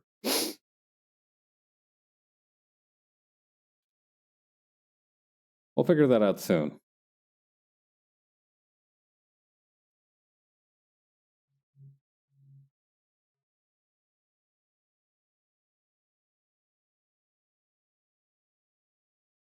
No, this needs to have like a separator right here.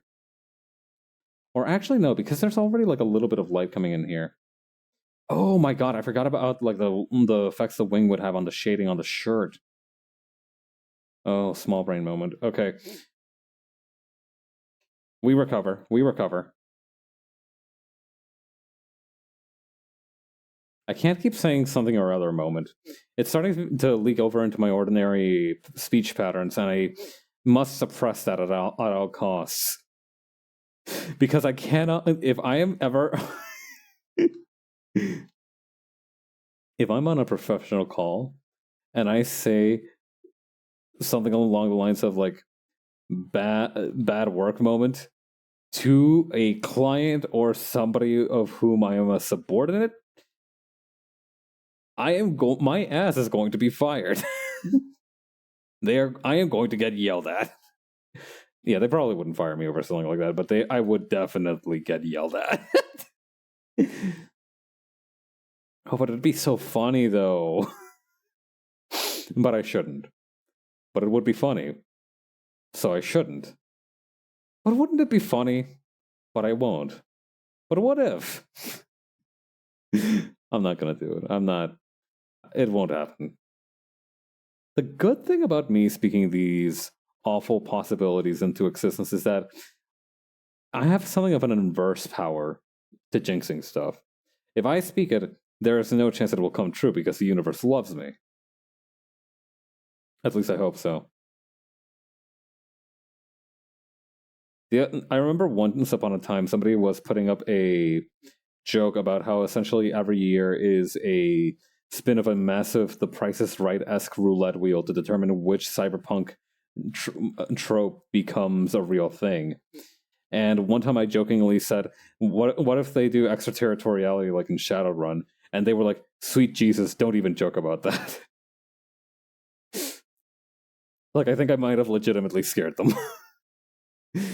The good news is that we don't have to worry about extraterritorialism becoming a thing because it kind of already is a thing. Like, there's a town in, I forget where, it might be Florida. It's called Celebration. Yeah, Celebration, Florida. A master planned community and census designated place in Osceola County, Florida, United States. A suburb of Orlando, Celebration is located near Walt Disney World Resort and was originally developed by the Walt Disney Company. Its population was recorded as 11,178 in the 2020 census. After founding Celebration, Disney followed its plans to divest most of its control of the town. Several Disney business units continue to occupy the town's office buildings. Walt Disney World operates two utility companies, Smart City Telecom and Reedy Creek Energy Services, that provide services to the town. The town itself is connected to Walt Disney World Resorts via one of its primary streets, World Drive, which begins near the Magic Kingdom. Oh, I don't want to think about that.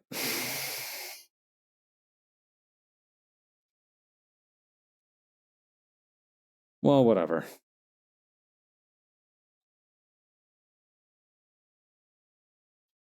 The good news about extraterritoriality is that it's very unlikely to become a thing, given the fact that, like, that would mean that the government would relinquish a large part of control over the, like, it's not, this is not to say that the government already exerts a large degree of control over corporations, they just kind of do what they want, but, you know, the little control they have left, and the very, very, very few tax dollars they get out of the corporations, assuming they get any at all, you know, even the opportunity to get those tax dollars is gone.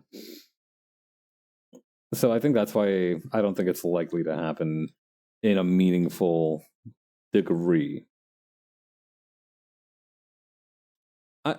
It's been a while since I've talked about Chainsaw Man on the channel. There's a line from that manga which I think about constantly.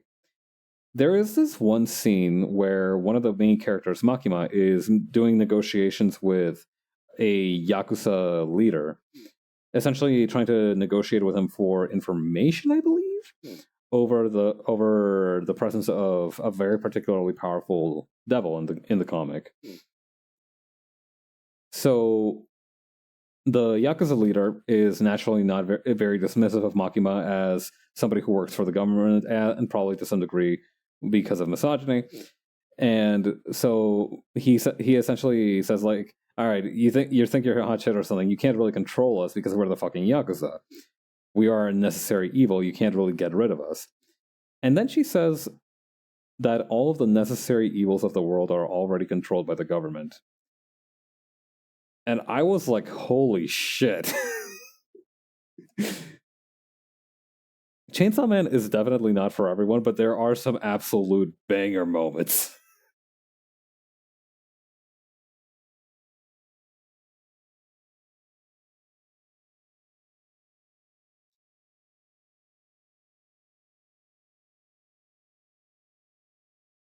Right, the shadow.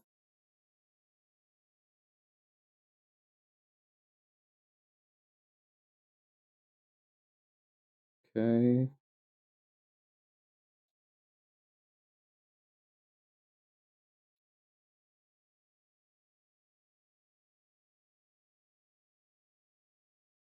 Okay, we shrink this down.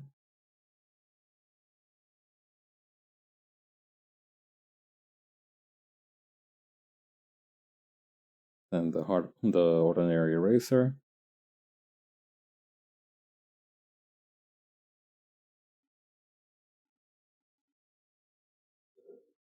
Let's use an ordinary eraser tool here to smooth out these jaggy edges, because I hear that those don't show up too great with printing.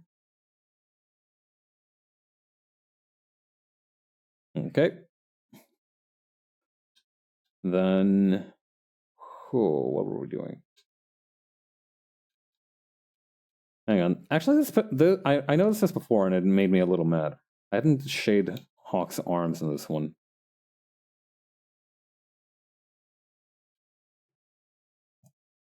Let's see.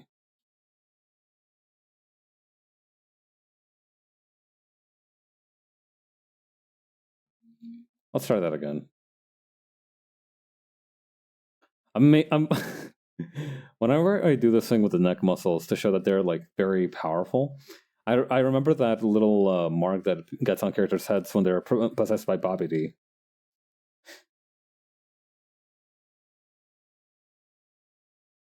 Okay, there we go.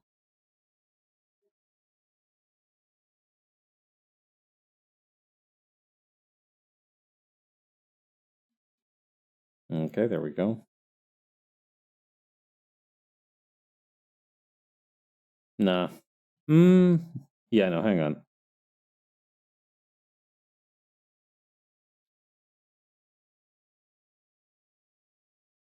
Yeah, okay.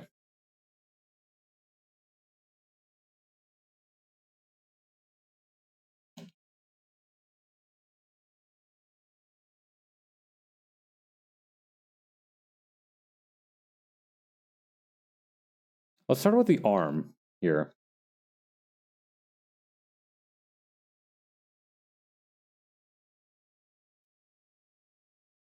And let's tone down the area scaling just for this.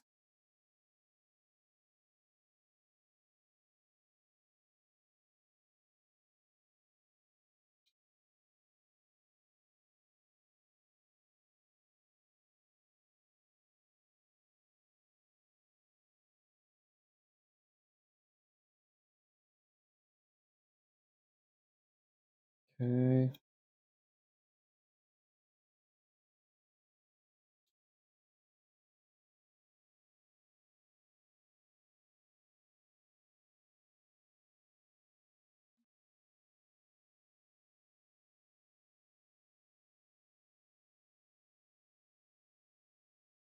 Hmm.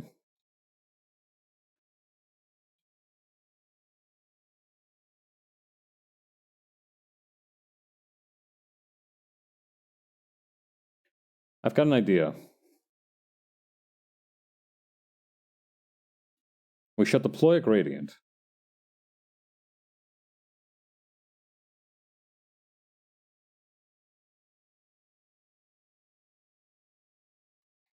Okay, right here.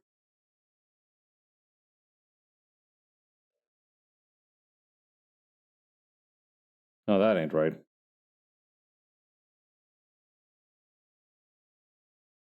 Okay, and then right here, we're going to make use of the soft eraser tool to kind of unshade areas that would probably have a little bit more light on them.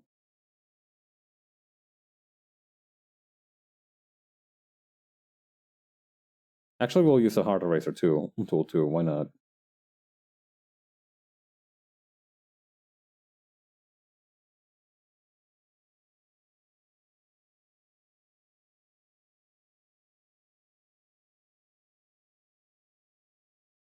And the soft eraser over here.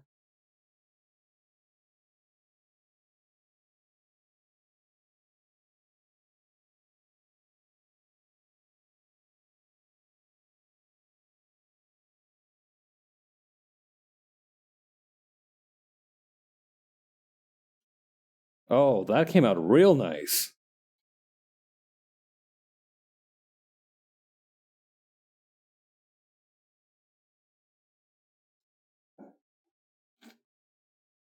Okay. Uh, bu- bu- bu-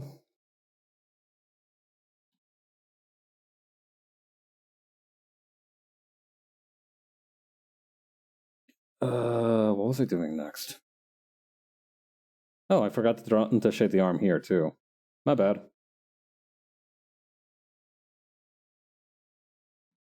Okay. Next up would probably be a couple of things. So,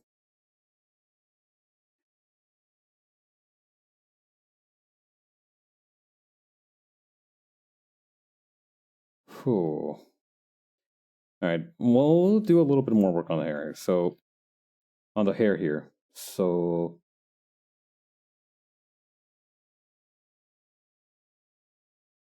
okay, like this. That should be good.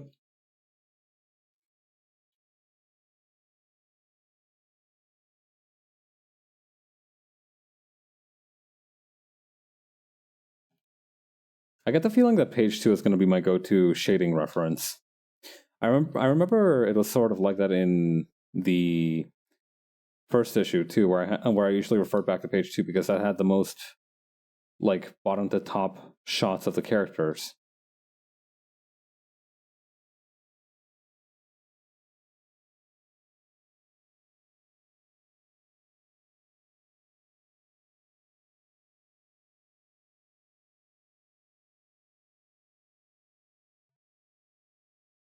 Okay, where's the normal eraser? Need to smooth out this part.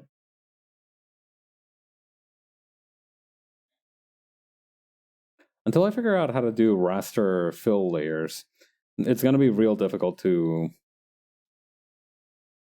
balance all that. Someday it'll be possible, but not today.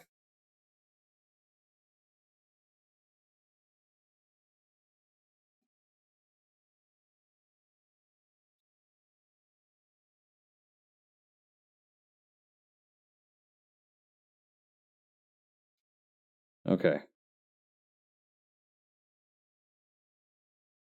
We move this like so. Now, if only I could... Oh, why did I turn the tolerance so far up? What the hell?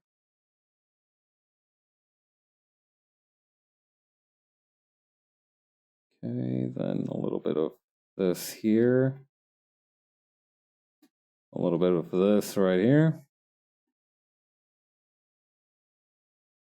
And a little bit of this right here. No, that looks strange. Hang on.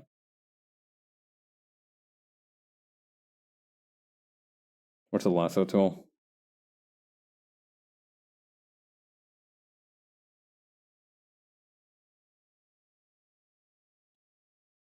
Okay. Now we do a little bit more movement. Just a little bit more. Please bear with me.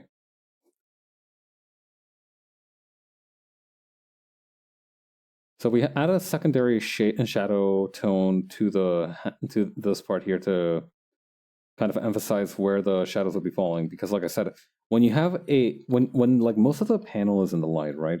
It's easy to apply the shadows in like a very uniform way. But when it comes to close-ups like this, particularly close-ups that emphasize shadows, you need to find a way to like also...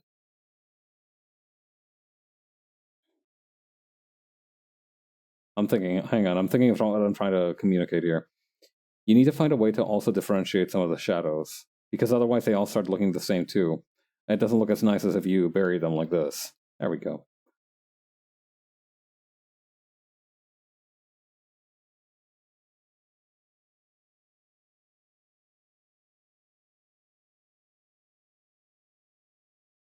As for the shirt, I think I'm going to just add a highlight right here, rather than mess around with any of the shading.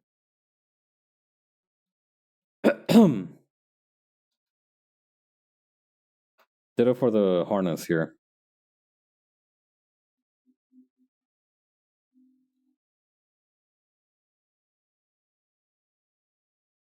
There we go.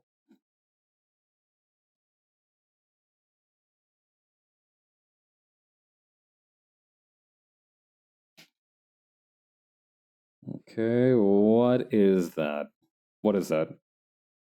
Put that back. Get that out of here.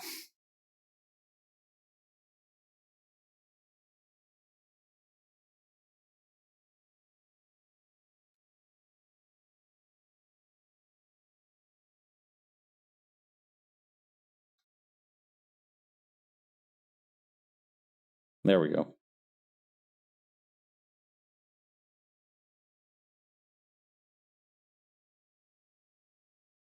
All right, hang on. We're going to need to redo this shadow here because I attempted to apply a similar logic, but kind of in the opposite direction. I'm not sure what I was thinking back here. I did kind of fumble this. But like any fumble, there's a chance for recovery. But only if you're willing to dive. Is that right? Is that how football works? I'm not familiar. I don't understand sports balls. Sports ball references, terminology, ideals, etc.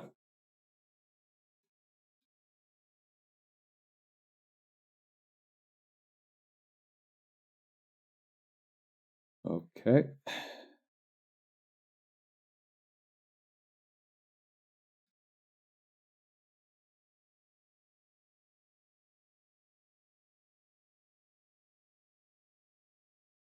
Okay. And then for the shirt / jacket / I don't know what this thing is. Blouson? Is that the word? It's not a blouse, because that's not what blouses look like, unless you're French, I suppose.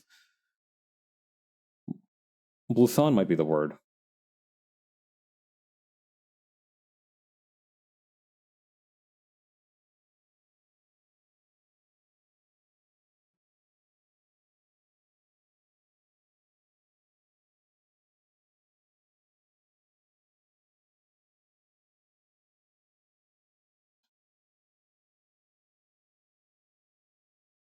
Okay, there we go.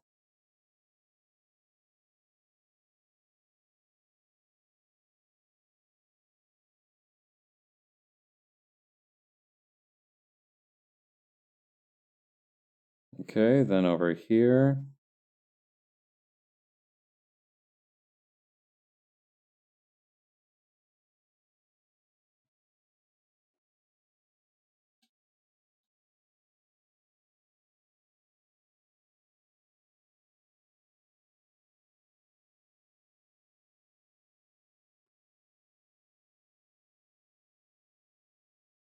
There we go.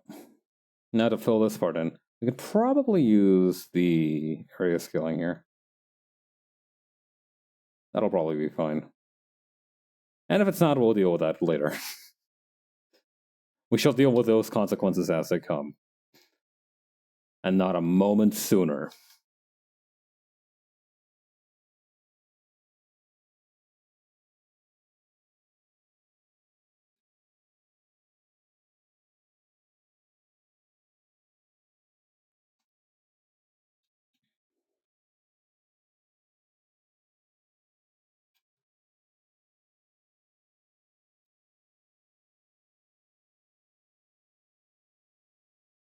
And then we do something similar for the helmet too. I think the helmet will be the last of it. I need to shade the goggles, but besides that, that's really kind of rudimentary. It's not really a concern.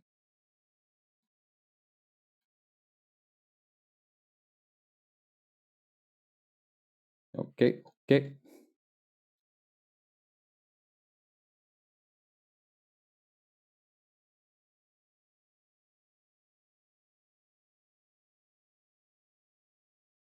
We can turn down the area scaling here.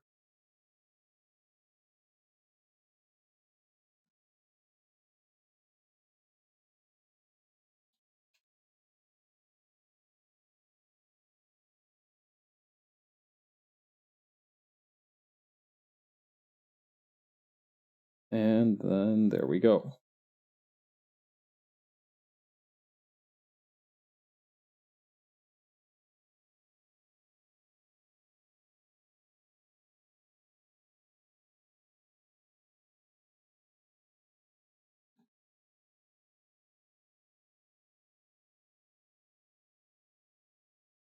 Actually, no, these little divots would go in the opposite direction, wouldn't they? Like this. Since they're kind of divots in rather than divots out.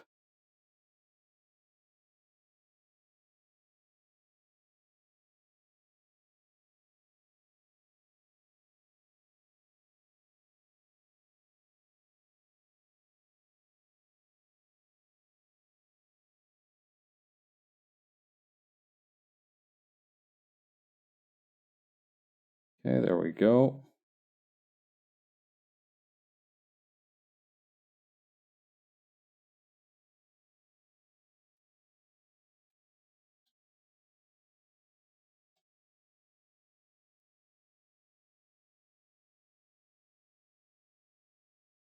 Okay.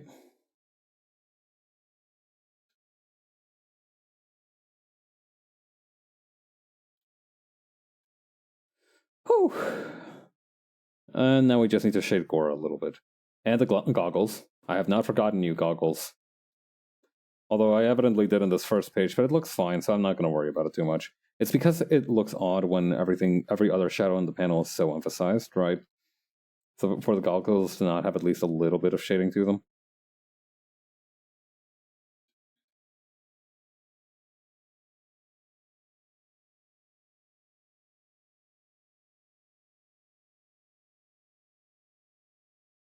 Not right. There we go.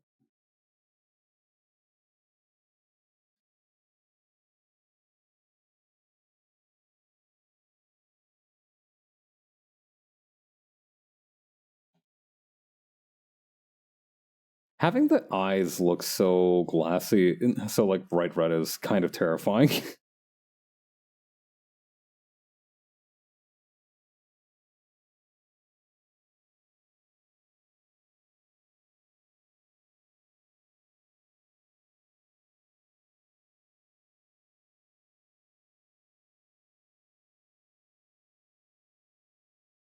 There we go.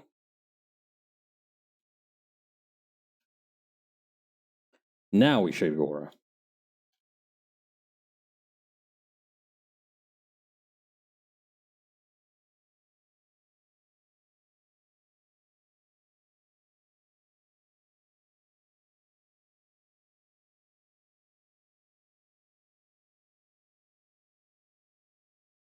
Okay, one on the area scaling.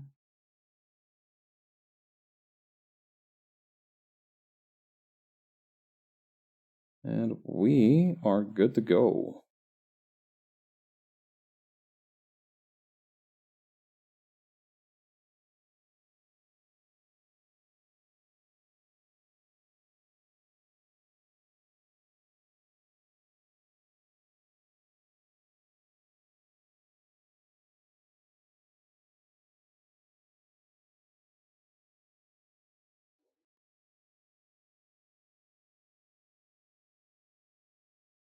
We can go down on the area scaling here.